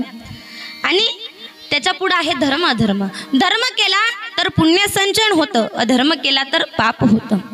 पापाचा परिणाम नरकाकडे नेतो, पुण्याचा परिणाम स्वर्गाकडे नेतो. मग पुण्य आणि पापाचा जर आपण विचार केला तर पुराण दर्शनकारांनी जवळजवळ 21 पद्धतीने स्वर्ग सांगितले आहे. स्वर्गाची स्थितीत्मक दर्शकता पुराण दर्शनकारांनी जवळजवळ 21 पद्धतीने सांगितले आहे. म्हणजे किती स्वर्ग आहेत तर 21 आहेत. जित स्वर्ग, अजित स्वर्ग, अस्य स्वर्ग, तृप्ती स्वर्ग, नाम तृप्तित्व स्वर्ग, सहस्वर्ग, स्वदती स्वर्ग, अभयगत स्वर्ग, सचिदानंद स्वर्ग, जन स्वर्ग, प्रकाश स्वर्ग, तारस स्वर्ग, तामस स्वर्ग आणि तांडव स्वर्ग. म्हणजे ज्याचं जसं पुण्य त्याचा तसा स्वर्ग. मग तुमचं तुम्ही ठरवा की तुम्हाला कोणत्या स्वर्गात जायचं आहे. विठ्ठल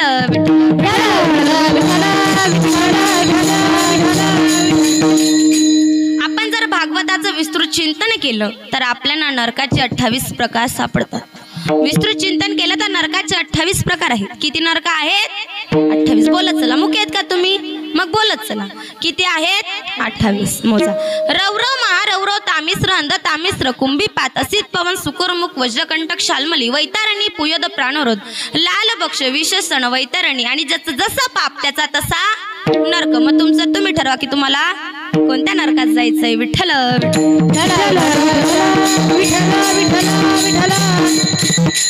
असंच कीर्तनात सांगितलं. त्यापैकी एक ॲडव्हान्स मुलगा उठला.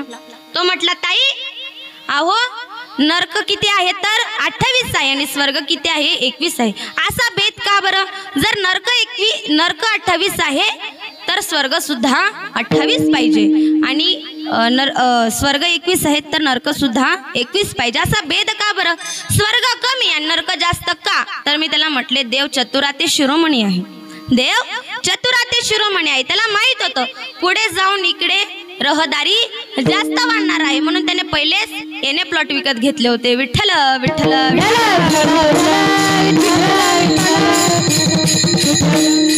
आता परत काहींना रेंज आली काहींना आली नाही. म्हणजे तुम्ही आळंदी सारख्या टावर मध्ये राहून जर नेटवर्क नसेल तर किती शोकांतिक आहे महाराज, किती मोठी शोकांतिक आहे. अहो तुम्ही आळंदी सारख्या टावर खाली असून रेंज मध्ये नाही. माझं कीर्तन जर ऐकायचं असेल 2G 3G ला रेंज नाही. आता 4G सुद्धा बंद होण्याच्या मार्गावर आहे. मग तुम्ही 5G च्याच रेंज मध्ये कीर्तन ऐकत चला, म्हणजे थोडं सोपं जाईल. विठ्ठल विठ्ठल.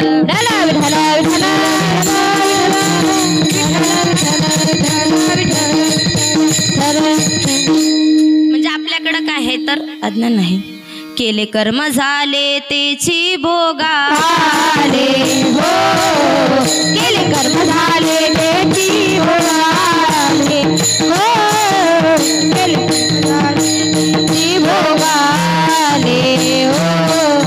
केले कर्म झाले तेची भोगाले. रूप झाले मेले आईचे किती, रूप झाले मेले आईचे किती, रूप झाले मेले आईचे किती, रूप झाले मेले आईचे किती. हरी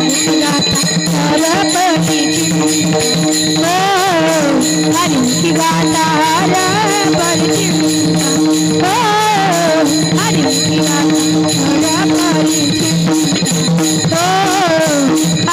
गाता हरपती, गाता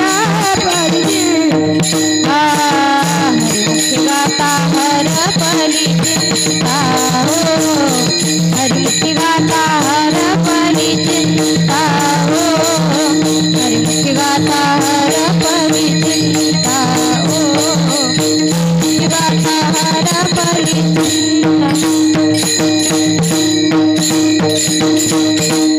केले कर्म झाले तेची भोगा आले, उपजले मेले ऐसे किती. आता या प्रमाणाचा जर आपण विचार केला, आता थोडं व्याकरणात बोलणार आहे म्हणून तुम्ही कान उंच करून ऐका. आता याचा जर विचार केला तर याच्यामध्ये 5 क्रियापद आहेत. किती आहेत? 5 क्रियापद आहेत. मोजा. केले, झाले, आले, उपजले आणि मेले. किती झाले? 5 झाले. बरोबर आहे. तर यांचा क्रियापद म्हणजे शेवटचा आहे. आता कर्ता कर्म क्रियापद हे बेसिक ग्रामर आहे, अगदी सगळ्यांना ज्ञात आहे. हे 5 काय तर क्रियापद आहे. यांचा क्रम सुद्धा अगदी तसाच आहे. आता जर व्याकरणाच्या दृष्टीने सांगायचं झालं तर प्रत्येक शब्दाचा शेवट हा ल या अक्षराने होतो. ल, के, ले, झा, ले, आ, ले, उपजले आणि मेले. उपजले आणि मेले. क्रम बघा. ल हा अंत्यस्थ वर्णाचं प्रमाण आहे, एवढं लक्षात घ्या.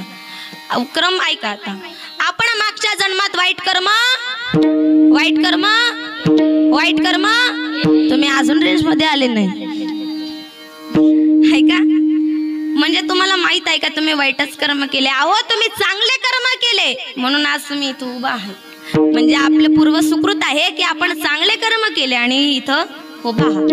म्हणजे आपण मागच्या जन्मात काहीतरी कर्म केले, ते सर्व कर्म देवाजवळ जमा झाले. तेच कर्म एक दिवस आपल्याला आपल्या आईच्या उदरात भेटायला, तेच कर्म घेऊन आपण एक दिवस उभा झाले आणि तेच बघता बघता मेले. मग देव म्हटला मी तुमचे काय बिघडवले?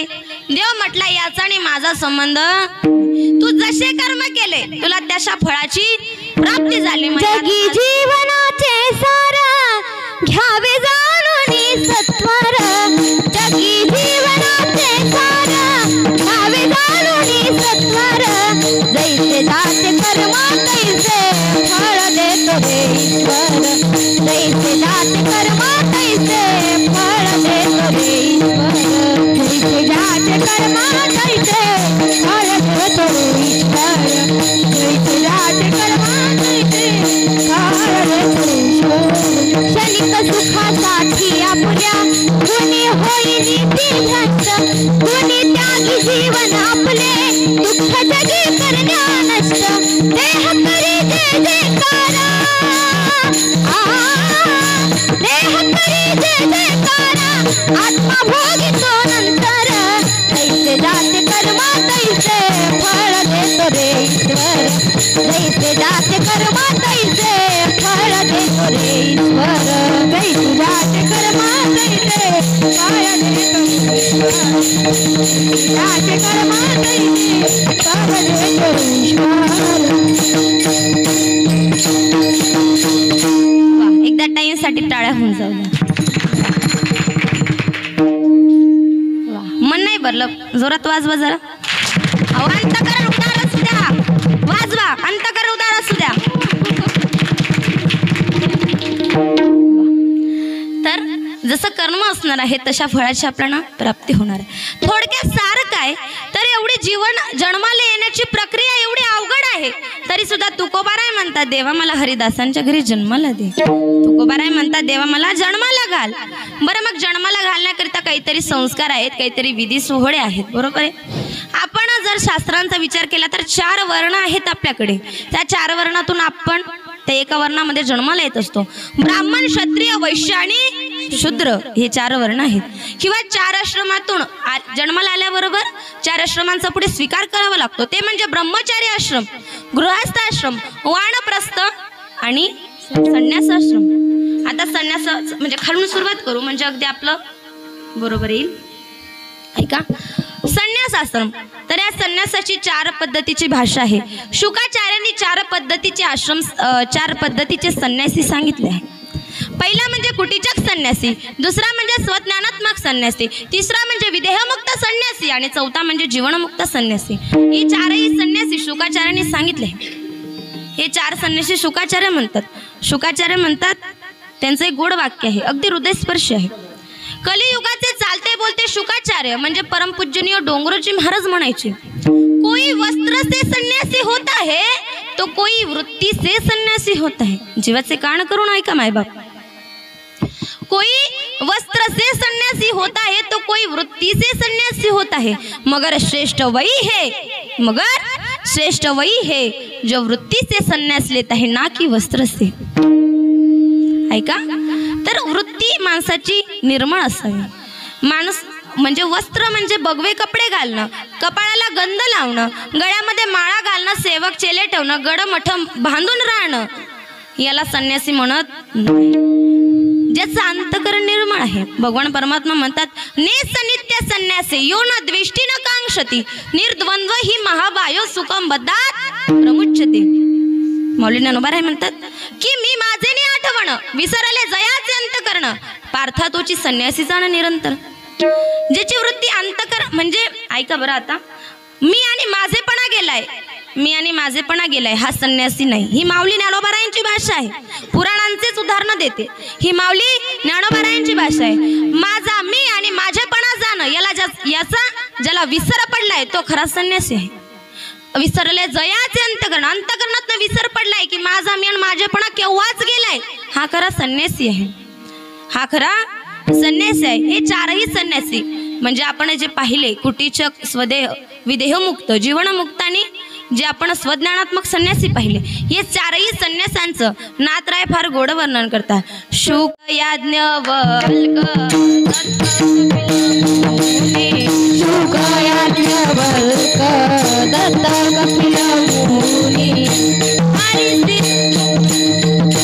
दत्त कपिल मुनी शुक याज्ञवल्क दत्त कपिल मुनी हरिसी जानोनी हरिदाने ओ हरिसी जानोनी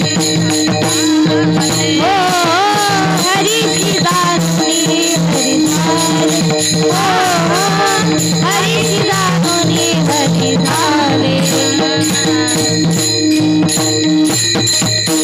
हे 4हीची भाषा नाथराय करतात. मी मगाशी एका कीर्तनात म्हटली होती आमचा 1 रुपयाचा का नाणा असेल ना, पण तो आमचाच असतो. बरोबर आहे. शेजारच्या खिशात किती नाण्यांचा छनछन आवाज येत असला तरी आपला नाणा हा आपल्याच कामी येत असतो. हे स्थिती परिस्थिती आहे सिद्ध करून देत असते. विठ्ठल विठ्ठल.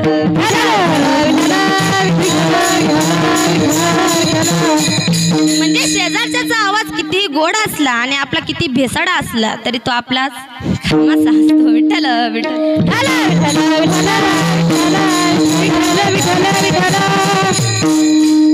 गृह संन्यासाश्रमचा पुढचा आश्रम आहे तो म्हणजे वानप्रस्थ. गृहस्थाश्रम जीवन जगल्यानंतर सगळे भोग भोगून झाल्यानंतर आपण वानप्रस्थ आश्रम मध्ये प्रवेश करत असतो. याचे सुद्धा 4 प्रकार आहेत. 4 प्रकारचे वानप्रस्थी आहेत. पेनक वानप्रस्थ, औदुंबर वानप्रस्थ, वालेखिले वानप्रस्थ आणि वायखिले वानप्रस्थ. त्यापैकी पेनक नावाचा जो वानप्रस्थी आहे हा सर्वश्रेष्ठ आहे. याची वैशिष्ट्य काय जीवाचे कान करून ऐका. हा पेनक नावाचा जो वानप्रस्थी आहे हा पायामध्ये पादत्राणे घालत नाही. हा पादत्राणे घालत नाही, कपडे घालत नाही, टेलरने शिवलेले बरजरीत कपडे घालत नाही. हा वानप्रस्थी कोरडी शिदा खातो, म्हणजे कोणाच्या घरचं शिजवलेलं अन्न खात नाही. हा कोणाच्या घरी जात नाही, गावामध्ये प्रवेश करत नाही. पती पत्नी सोबत राहतात परंतु एकमेकांपासून विभक्त राहतात. हा आश्रम जो सर्वोत्कृष्ट आश्रम जो सांभाळला जातो तो म्हणजे पेनक नावाचा. आणि हा पेनक नावाचा वानप्रस्थ सांभाळला आहे मर्यादा पुरुषोत्तम श्री रामचंद्रांनी आणि सीतामातेंनी. हा संयोग हा जो आश्रम आहे हा सांभाळला आहे मर्यादा पुरुषोत्तम श्री रामचंद्रांनी. ते जवळजवळ 13.5 वर्ष एक सोबत होते परंतु त्यांना अद्याप मुलं बाळ नाही. हा जो आश्रम सांभाळला आहे हा या दोघांनी सांभाळला आहे. याला म्हणतात संयोगी वियोग. जेव्हा त्यांचा वनवास भोगून झाला, वनवास भोगून झाल्यानंतर ते अयोध्येत आले. अयोध्येत आल्याच्या नंतर त्यांचा राज्याभिषेक सोहळा होता.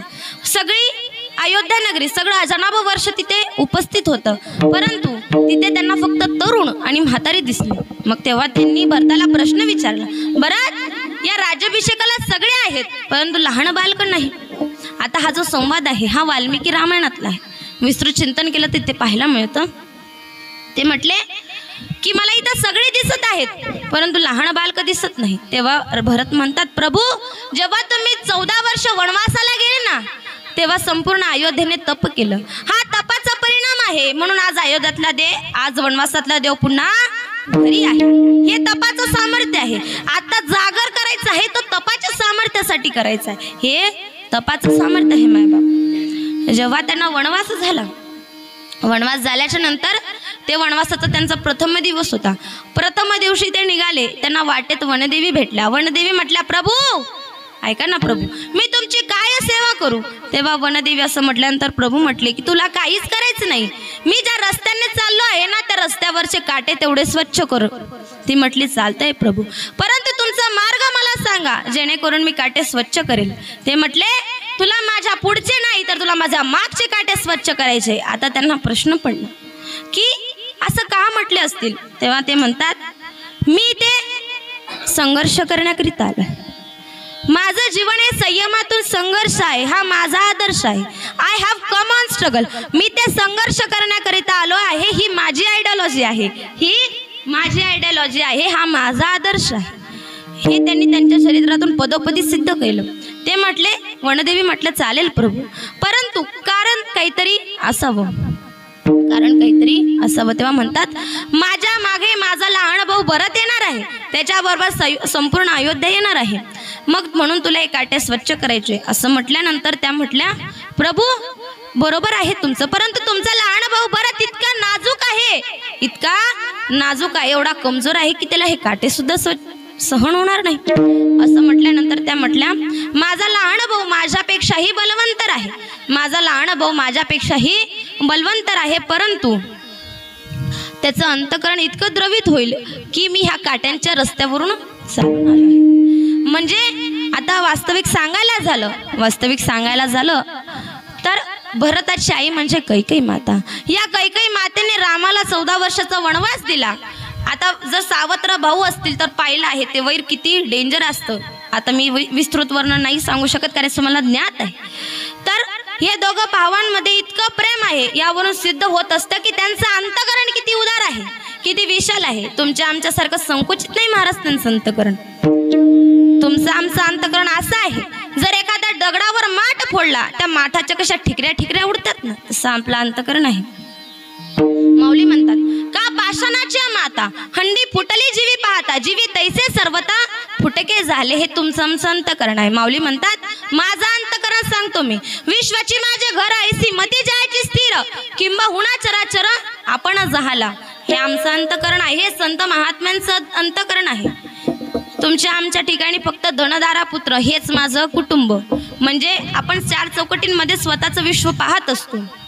माझी बायको, माझं घर, माझं दार, माझं सगळं म्हणजे माझं कुटुंब आहे व वसुधा, ही आमची वृत्ती आहे.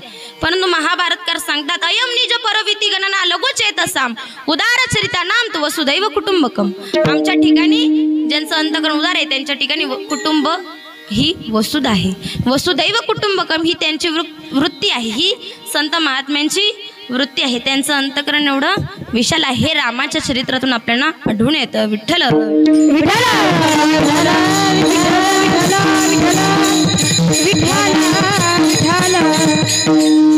पुढचा आश्रम आहे तो आहे म्हणजे गृहस्थ आश्रम. याचे 3 प्रकार आहेत, वार्ता, शालीन आणि शिलोचन. आणि जर आपण विचारसागराचा विचार केला तर उपकुर्वण नावाचं आपल्याला गृहस्थाश्रमी पाहायला मिळतो. परंतु गृहस्थाश्रमीच्या आधी विचार येत असतो तो म्हणजे ब्रह्मचार्याश्रम. या ब्रह्मचार्याची 4 पद्धतीची भाषा आहे. म्हणजे 4 पद्धतीचे ब्रह्मचारी आपल्याला या समाजात पाहायला मिळतात. पहिला म्हणजे ब्रह्मचर्यत्व, दुसरा म्हणजे प्राजापत्य ब्रह्मचर्यत्व, तिसरा म्हणजे मुहूर्त ब्रह्मचर्यत्व आणि चौथा म्हणजे नैष्टिक ब्रह्मचर्यत्व. मुंज केल्यानंतर 3 दिवसांपर्यंत जे ब्रह्मचर्यत्व सांभाळायचं असतं त्याला म्हणतात ब्रह्मचर्यत्व. मुंज केल्यानंतर 1 वर्षांपर्यंत जे सांभाळायचं असतं त्याला म्हणतात मुहूर्त ब्रह्मचर्यत्व. जे आपण विद्यार्थी अवस्थेत जीवन जगत आहोत, अल्प आहार, स्नान, निद्रा तथैवच, म्हणजे तुम्ही आम्ही जे ब्रह्मचारी आहोत हे आहे आपलं मुहूर्त ब्रह्मचर्यत्व. आणि जे आयुष्यभरासाठी सांभाळलं जातं त्याला म्हणतात नैष्टिक ब्रह्मचर्यत्व. हा सर्वोत्कृष्ट आश्रम आहे. एकदा एका महात्म्याने एका ब्रह्मचार्याने एका गृहस्थाश्रमीला प्रश्न विचारला, अगर हम जैसे संत ना होते, हम जैसे महात्मा ना होते तो तुम्हें दीक्षा कोण देता, तुम्हें दीक्षा कोण देता. तेव्हा त्या गृहस्थाश्रमी माणसाला अभिनय होतो. तो म्हणतो सही कहा आपने, सही कहा आपने. अगर आप जैसे महात्मा ना होते, आप जैसे ब्रह्मचारी ना होते तो हमें दीक्षा कौन देता, मगर हम जैसे गृहस्थाश्रमी ना होते तो आपको दोपहर में भिक्षा कौन देता. बरोबर आहे. म्हणजे गृहस्थाश्रमों की भिक्षा, संन्यासों की दीक्षा, यही है हमारी भारतीय संस्कृति की शिक्षा. विठ्ठल विठ्ठल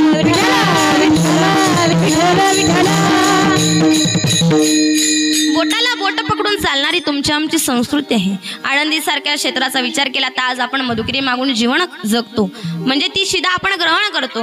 ही एक प्रकारचा संस्कार आहे. परंतु हा लयाला चालला आहे. असो, आपल्या वेळात आपली नियोजित वेळ अगदी कमी आहे. धावत्या वेळेत चिंतन मांडण्याचा प्रयत्न करते. पुन्हा रेंजमध्ये येत चला. विठ्ठल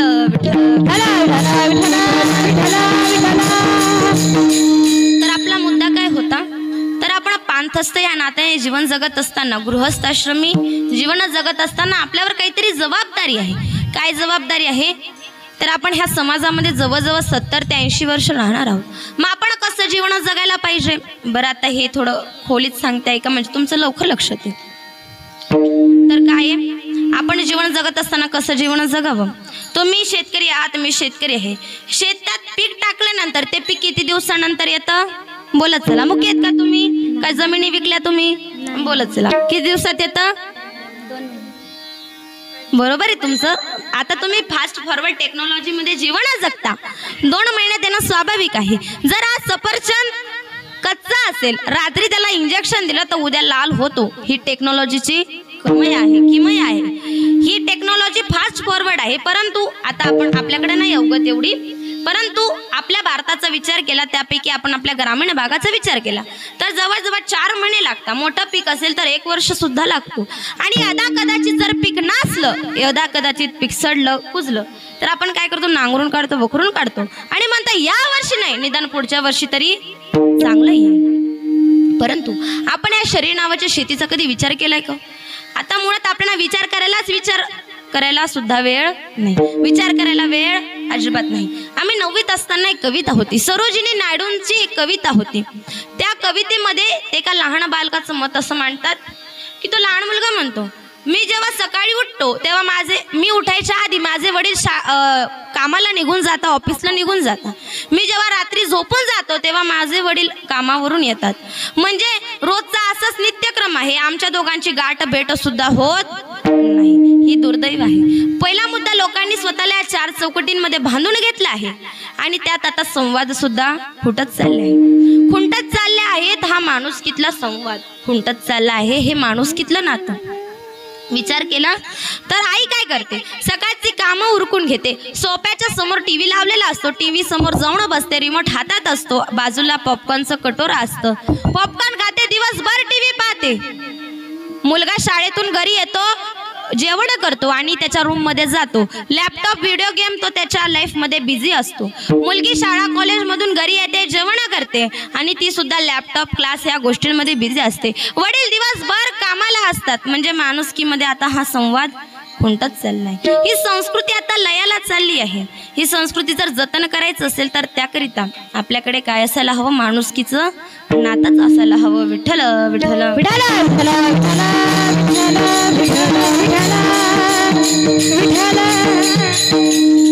बरं, मग आता संत महात्म्यांचं असं आहे, एखादा सिद्धांत सांगायचा आहे तर दृष्टांत अवश्य देतात. बरं, मी तुम्हाला एक प्रश्न विचारते, गरिबी कोणाला आवडते हो? तुम्हाला वाटतं ते गरीब व्हावं? वाटतं तुम्हाला ते गरीब व्हावं म्हणून? मी सुद्धा म्हणणार नाही की मी नाही त्यातली, मला सुद्धा गरिबी आवडत. मला वाटतं 4 नाही निदान 2 तरी फॉर्च्युनर गाड्या माझ्या दारासमोर असाव्या, मोठा बंगला असावा, नोकर चाकर असावे, 3 कपाट भरून टच कपडे असावे, 1 कपाट नाही निदान अर्ध कपाट तरी दागदागिने असावे, नोकर चाकर सगळं ओके मध्ये लाईफ असावं असं मला सुद्धा वाटतं. आता तुम्ही मागं फिरायचं नाही, शब्द दिलाय, मागं फिरायचं नाही. मग तुमच्या गावाच्या सरपंचाने ठरवलं दारिद्र्य रेषेखाली सर्वे करायचं. आता दारिद्र्य रेषेचं काय असतं, स्वस्त धान्य भेटत असतं. दारिद्र्य रेषेचं ते EPL BPL काही कार्ड असतात, स्वस्त धान्य भेटतं. मग तुमच्या गावाच्या सरपंचाने यादी केली आणि त्या यादीमध्ये जगात तुमच्या गावातल्या सगळ्यात श्रीमंत व्यक्तीचं नाव 1 नंबरला, सगळ्यात श्रीमंत व्यक्तीचं नाव 1 नंबरला. बरोबर आहे? सध्या परिस्थिती बरोबर आहे ना? श्रीमंत एक वेळेस गरीबाचं नाव त्या यादीत राहणार नाही, परंतु श्रीमंताचं राहायला वाचून सोडणार. म्हणजे ही आताची आपली मानसिकता आहे. आपल्याला जर सहज कोणी रस्त्याने म्हटलं हे दरिद्री नारायण, तरी आपले तळपायच्या मस्तकाला जाते महाराज. परंतु जर धान्यात सवलत भेटत असेल तर मनुष्य गरीब व्हायला सुद्धा तयार आहे. ही सध्या परिस्थिती आहे. जर आपल्याला कशात तरी सवलत भेटेल तर मनुष्य गरीब व्हायला तयार आहे. बरं, आता तुम्हाला पुढचं सांगते. तुम्हाला म्हातारपण आवडतं का ताई? आवडतं का? तुम्हाला वाटतं का दीदी म्हातारं व्हावं म्हणून? वाटतं का? मला सुद्धा वाटत नाही की मी म्हातारं दिसावं. सुंदर दिसण्याकरिता मनुष्य विविध सौंदर्य प्रसाधन म्हणजे कॉस्मेटिक वापरत असतो. चांगल्यातले चांगले साबण लावणार, क्रीम लावणार, पावडर लावणार, टिपटॉप राहण्याचा प्रत्येक जण प्रयत्न करत असतो. त्याचा हाच कल असतो की मी सगळ्यांपेक्षा सुंदर दिसावं, सगळ्यांपेक्षा मी आकर्षक दिसावं. हा प्रत्येकाचा कल आहे, तुमचं आमचं अजिबात नाही. जर लोकांना म्हातारपण आवडलं असतं तर लोकांनी हाताला लावायच्या मेंढ्या डोक्याला लावल्या नसतात. ही सध्या परिस्थिती आहे. बरं, लोक हाता पायाला डोक्याला मेहंदी लावतात. बरं, त्यांना एक सल्ला आहे, कारण की सल्ले हे फुकट असतात. सल्ले हे फुकट असतात, सल्ले अगदी फुकट असतात बरं का. तर असंच एकदा मी तुम्हाला सल्ला देते, तुम्ही जरा कान उंच करू नका. जे लोक हाताला पायाला डोक्याला मेहंदी लावतात ना, जे लोक हाताला पायाला डोक्याला मेहंदी लावतात ना, त्या लोकांसाठी एक ग्रंथ आहे, रामसिद्ध महाराजांचा एक ग्रंथ आहे. त्या ग्रंथामध्ये रामसिद्ध महाराज म्हणतात की जे लोक हाताला पायाला डोक्याला मेहंदी लावतात ना, त्या लोकांनी अमावस्या पौर्णिमेला घराच्या बाहेर निघू नये. अमावस्या पौर्णिमेला घराच्या बाहेर निघण्याचं धाडस सुद्धा करू नये, कारण त्यांना भूतबाधा होण्याची शक्यता असते. असंच एका कीर्तनात मी म्हटले. योगायोगाने माझी मैत्रीण सुद्धा कीर्तनाला उपस्थित होती. म्हटल्यानंतर कीर्तन झालं. कीर्तन संपल्यानंतर ती मला म्हटली, आता वेल एज्युकेटेड होती बरं का, शहाणी होती. आता वाचार्थ लक्षात घेऊ नका, शहाणी म्हणजे हुशार होती, लक्षार्थ घ्या. शहाणी म्हणजे हुशार होती. ती म्हटली, नंदिनी कीर्तनात असं सांगत जाऊ नको, कीर्तनात असं सांगत जाऊ नको. तू समाज प्रबोधन करते. अगं वेडे, भूतबित काही नसतात, भूतबित काही. मी म्हटली बरोबर आहे वेडे, भूतांना भूत दिसत नसतात. विठ्ठल विठ्ठल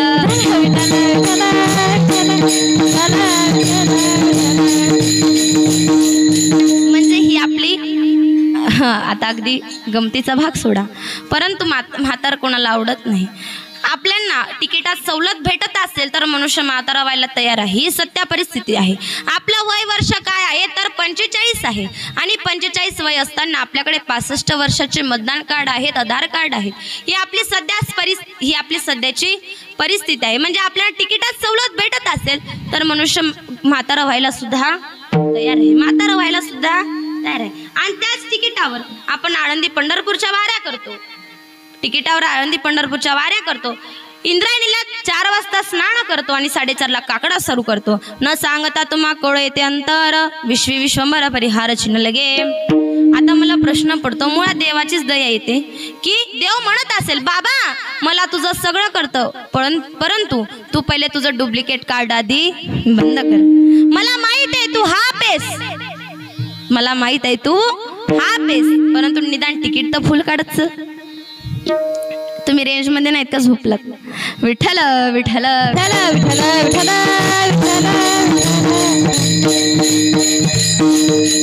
तद्वज्ञायाने आपला मुद्दा होता संततीचा. तद्वज्ञायाने वाईट संतती कोणाला जन्माला घालू वाटत नाही, परंतु तात्पुरता विषयाचं उन्मांत शांत करण्यासाठी मनुष्य वाईट संतती सुद्धा जन्माला घालत असतो. असं म्हणता शुद्ध बीजापोटी फळं रसाळू घुमटी. बीज जर शुद्ध असेल तर संतती सुद्धा शुद्ध येते. बीज जर नासका असेल, सडका असेल, कुचका असेल तर चांगल्या बीजाची म्हणजे चांगल्या संततीची अपेक्षा करणं व्यर्थ आहे असं म्हणतात. खाण तशी माती, नाती तशी पुती, कुंभार तैसा लोटा आणि बाप तैसा बेटा, ही म्हण आहे. म्हणजे जसे आपले संस्कार असणार आहेत तसे मुलं सुद्धा घडणार आहे. म्हणजे केवढी अवघड प्रक्रिया आहे जन्माला येण्याची. एवढ्या वर्णातून जीवन जगणं म्हणजे एवढे सगळे आचारसंहिता आपल्याला जीवनात घालून घेणं. तरी तुकोबाराय म्हणतात देवा मला सज्जनांच्या घरात जन्माला येण्याकरिता 2 पद्धती आहेत, एक मलवंश आणि दुसरं ज्ञानवंश. तुकोबारायांच्या मलवंशाचा विचार केला तर तुकोबाराय हे कृतयुगातले म्हणजे सतयुगातले भक्त प्रल्हाद होते, त्रेतामधले अंगद होते, द्वापार मधले उद्धवजी होते आणि कलियुग मधले नामदेव महाराज होते. ही त्यांची वंश परंपरा आहे मलवंशाची. आपण जर प्रपंचातला विचार केला तर आपली अपेक्षा ही मलवंशाची असते आणि परमार्थातला विचार केला तर आपली अपेक्षा ही ज्ञानवंशाची असते. परंतु तुकोबाराय म्हणतात की मला या दोघीही पद्धतीतून जन्म घ्यायचा आहे. मग मलवंशाचा हा विचार आहे. वंश परंपरागत दासमी अंकित तुका मोकलिता लाज कोणा किंवा जन्मोजन्मी आम्ही बहुपुण्य केले,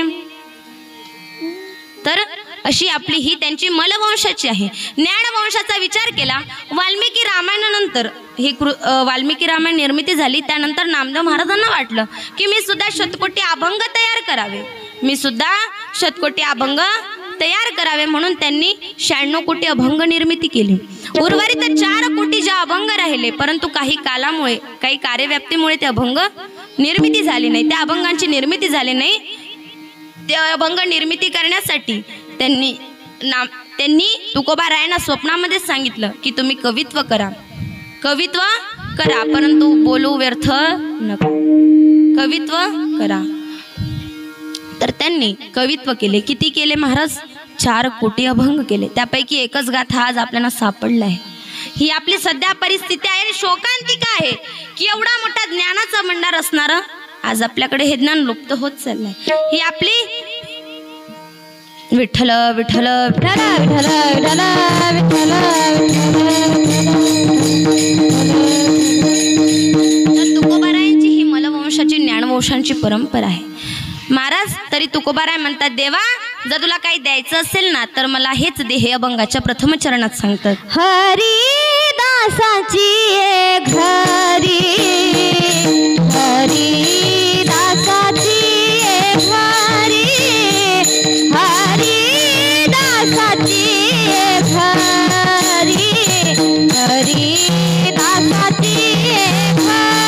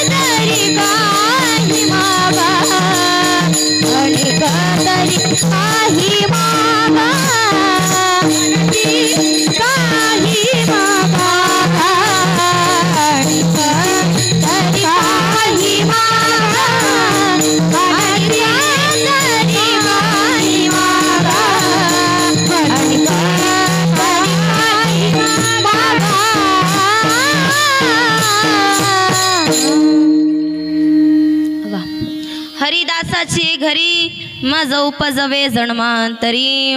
देवा मला हरिभक्तांच्या घरी सज्जनांच्या घरी जन्माला दे.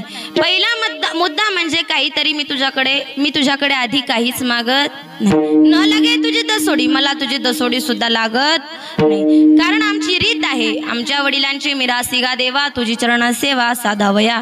मला फक्त तुझ्या चरणाचीच सेवा करायची, या व्यतिरिक्त मला काही नको, मला काहीच नको देवा. परंतु तुम्हाला इतका आग्रह करतो की तुकोबार आहे, काहीतरी मागून घ्या, काहीतरी मागून घ्या. तर मी तुझ्याकडे काय मागितलं देवा की मला हरिभक्तांच्या घरी जन्माला दे, संत महात्म्यांच्या घरी जन्माला दे. ऐका, काही मागणे अमानुचित वडिलांची रीत जाणत असतो. म्हणजे काहीतरी मागणं उचित आहे आणि काहीतरी मागणं अनुचित आहे. नवऱ्याकडे एक साडी मागणं उचित आहे, नवऱ्याकडे एक साडी मागणं उचित आहे. परंतु ढिगभर साड्या मागणं, एका वेळेला ढिगभर साड्या मागणं ही अनुचित गोष्ट आहे. नवऱ्याकडे एका साडीची अपेक्षा करणं उचित आहे. मला ती साडी धुवून द्या, इस्त्री करून मला माझ्या कपाटात ठेवून द्या, ही मागणी अनुचित आहे. तसं देवा जे मला उचित आहे ते दे. जर कधी तुम्ही देवाच्या मंदिरात गेला तर देवाला म्हणा, देवा जर मी तुझ्याकडे प्रपंच मागेल, ऐक ना देवा, जर मी तुझ्याकडे प्रपंच मागेल तर तो मला कधी देऊ नको, परंतु परमार्थ हा गरजेचा आहे, हा दिल्या वाचून राहू नको. तसा मी समेष्टीच विचार करते, मी माझं सांगते बरं का.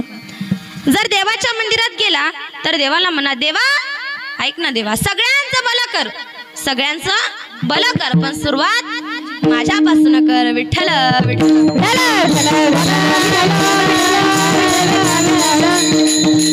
ही आपली व्यवहारातली गोष्ट आहे की आपण आपला स्वार्थ साधत असतो, परंतु संत महात्म्यांचा विचार केला तर ते परार्थी आहे. त्यांनी फक्त समाजाचं हित व्हावं, माझ्या माऊलींनी समाजाचं हित व्हावं याकरिता एवढं मोठं दान मागितलं. स्वतःसाठी मागितली जाते त्याला भीक म्हणता, कुटुंबासाठी मागितली जाते त्याला भिक्षा म्हणता, समाजासाठी मागितली जाते त्याला याचना म्हणतात, दान म्हणतात, आणि संपूर्ण विश्वाच्या कल्याणासाठी मागितलं जातं त्याला माझ्या माऊलींचं पसायदान म्हणतात. देवा जर तुला काही द्यायचं असेल ना तर मला हेच दे की मला हरिदासांच्या घरी जन्माला दे. जर तुला काही द्यावं वाटत असेल तर हेची दे, हेची दे, हेच अभंगाचं द्वितीय चरणात सांगतात. मनसी काही मागा, मनसी काही मागा, मनसी काही मागा, मनसी काही मागा, मनसी काही मागा, मनसी काही मागा, मनसी काही मागा, मनसी काही मागा. हेची देवा पांडुरंगा, हेची देवा पांडुरंगा, मनसी काही मागा, मनसी काही मागा, मनसी काही मागा, मनसी काही मागा. मनसी काही मागा हेची देगा पांडुरंगा, हरिदासाचे घरी मज उपजावे जन्मांतरी. देवा जर तुला काही द्यायचं असेल तर मला नाम दे. एक माझं हे स्वतःचं मत आहे, आता काहींना आवडतं काहींना आवडत नाही. आराम की जरूरत है तो बस एक काम कर, आराम की जरूरत है तो बस एक काम कर, आराम की शरण में राम राम कर, बाद में जिंदगी भर आराम कर. हे नाम आहे. म्हणजे तुकोबा नाही म्हणतात माझी मज झाली अनावर वाचा, छंद नामाचं घेतलं असेल. देवा माझी वाचा इतकी अनावर होऊ दे की मी सतत तुझं नाम घ्यावं. जर तुला काही द्यावं वाटत असेल ना तर मला हेच दे, हेच दे म्हणजे हेची दे. हेची हा चकारवाचक आहे, हेची म्हणजे हेच दे, या व्यतिरिक्त मला तुझ्याकडे काही मागणी नाही. आपल्याला देवाने हा नरदेह दिला आहे, कशाकरिता दिलाय? देवे दिला देह भजना गोमटा, परंतु लोकांनी त्याचा उपयोग केला. देवे दिला देह भोजना गोमटा. लोकांचं जीवन असं आहे की आता फक्त भोजन करायचं आणि सुखाने आयुष्य जगायचं. परंतु तुकोबाराय म्हणतात देवा जर काही करायचं असेल तर मला नाम दे. आपण एकदा तद्वज्ञाने आता सध्या नवरात्र चालू आहे तर एकदा मोठ्या प्रेमाने देवाचं नाव घेऊ. विठोबा रखुमाई, विठोबा रखुमाई, विठोबा रखुमाई,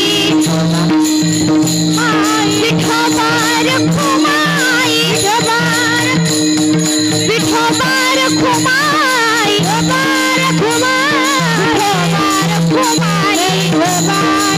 जय जय विठोबा रखुमाई, विठोबा रखुमाई, जय जय जय विठोबा रखुमाई, हरी हरी विठोबा रखुमाई.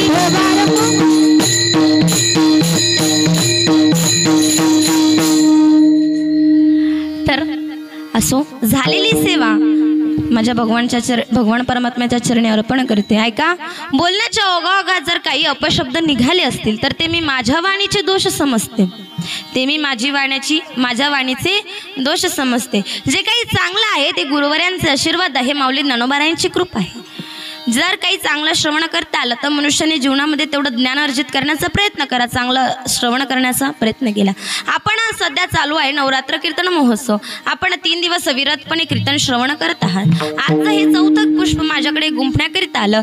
ज्यांच्यामुळे ही सेवा माझ्यासारख्या पामराकडे आली ते असणारे माझे गुरुवर आहे, त्यांचे सुद्धा एकदा आभार मानते. ज्यांच्यामुळे योग घडून आला तुम्हा मायबाप श्रोत्यांच्या दर्शनाचं ते असणारे भक्ती गुरुकुल यूट्यूब चॅनल, त्यांचे सुद्धा अंतकरणापासून आभार मानते की त्यांनी आमच्या संस्थेच्या विद्यार्थिनींचे सुंदर असे नवरात्रीचे कीर्तन ठेवले आणि आम्हाला तुम्हा मायबाप श्रोत्यांची सेवेचा मौका दिला. त्यांनी आम्हाला ही सेवा माझ्याकडे आणून दिली. ते असणारे भक्ती गुरुकुल यूट्यूब चॅनल, त्यांचे सुद्धा अंतकरणापासून आभार मानते. ज्यांनी माझ्या कीर्तनात सुंदर रंग भरवण्याचं काम केलं असे असणारे ओंकारदादा शिंदे, यांचे सुद्धा अंतकरणापासून आभार मानते. ज्यांनी सुंदर तबल्याची साथ दिली ते असणाऱ्या दिशाताई, त्यांचं सुद्धा अंतकरणापासून आभार मानते. कोकिळेसारखं ज्यांचं गायन आहे अशा आमच्या दीपाली दिदी आणि ज्या जी टॉकीज फेम आहेत अशा असणाऱ्या श्वेता दिदी बडे, यांचे सुद्धा अंतकरणापासून आभार मानते. आमच्या संस्थेतल्या गुरु बहिणी, अगदी छोट्या छोट्या चिमुकल्या बहिणी 2 तास तात्काळ उभ्या ठेवल्या आणि ज्यांनी सुंदर पावल्या खेळून माझ्या कीर्तनाला साथ दिली अशा सर्व बहिणींचे अंतकरणापासून आभार मानते. आता सध्या स्त्रीचा जागर चालू आहे. आपल्या घरातच आपली 3.5 शक्तिपीठ आहे. आपल्या घरात आपली 3.5 शक्तिपीठ आहे. आपली आई, आपली बहीण आणि आपली आजी ही आपली 3.5 शक्तिपीठ आहे. आणि आपली मुलगी जर असेल तर ती आपला अर्धपीठ आहे. म्हणून या तिघांची जर सेवा केली तर कोणत्याही साधनेची आवश्यकता आपल्याला आयुष्यात भासणार आहे. यांची जर मनोभावे पूजा केली, यांची जर मनोभावे आराधना केली तर आपल्याला आयुष्यात मला तरी वाटतं की कोणत्या गोष्टीची कमतरता भासणार नाही. मनुष्य पण आता कालाच्या ओघाओघामध्ये भरपूर असे स्त्रियांवर अत्याचार होत आहे, व्याभिचार होत आहे, स्त्रियांची हिंसा होत आहे. तर माझी एकच कळकळीची विनंती आहे तुम्हाला की स्त्री हे खेळणं नाही, स्त्री ही माता आहे, भगिनी आहे. प्रत्येक स्त्रीकडे आपण आपल्या आई बहिणीप्रमाणे बघावं आणि स्त्रीचा सन्मान करावा, यथोचित सन्मान करावा.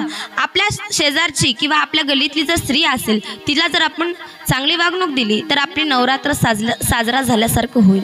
आपण जर देवीची मनोभावे सेवा नाही जरी करता आली आपल्याला, परंतु आपण जर स्त्रियांचा आदर केला, हीच देवीची आराधना आहे, हीच देवीला पूजा आपली सफळ होईल असं मी मानते. असो, बोलण्याच्या ओघाओघात खरंच अपशब्द निघाले असतील तर अंतकरणापासून माफ करा. आणि झालेली सेवा गुरुवारांच्या चरणी माऊली ज्ञानोबारायांच्या चरणी अर्पण करते आणि सेवेला पूर्णविराम देते. ज्ञानेश्वर माऊली, तुकाराम, ज्ञानेश्वर माऊली, ज्ञानेश्वर माऊली, विठाल जय जय विठाल, जय जय विठाल, जय जय विठाल, जय जय विठाल, जय जय विठाल, जय जय विठाल. माऊलीले कुलेली वाकुळे महाराज नाही उच्चारिला अधिकार व्याकुला. महाराज तुम्ही तुका म्हणे ज्ञानेश्वरा राखा पाय पैकी महाराज तुम्ही ज्ञानदेव तुकाराम, ज्ञानदेव तुकाराम, तुकाराम तुकाराम तुकाराम. कुंडलीकर विठ्ठल श्री ज्ञानदेव तुकाराम, पंढरीनाथ भगवान की जय, माऊली ज्ञानेश्वर महाराज की जय, जगद्गुरु तुकाराम.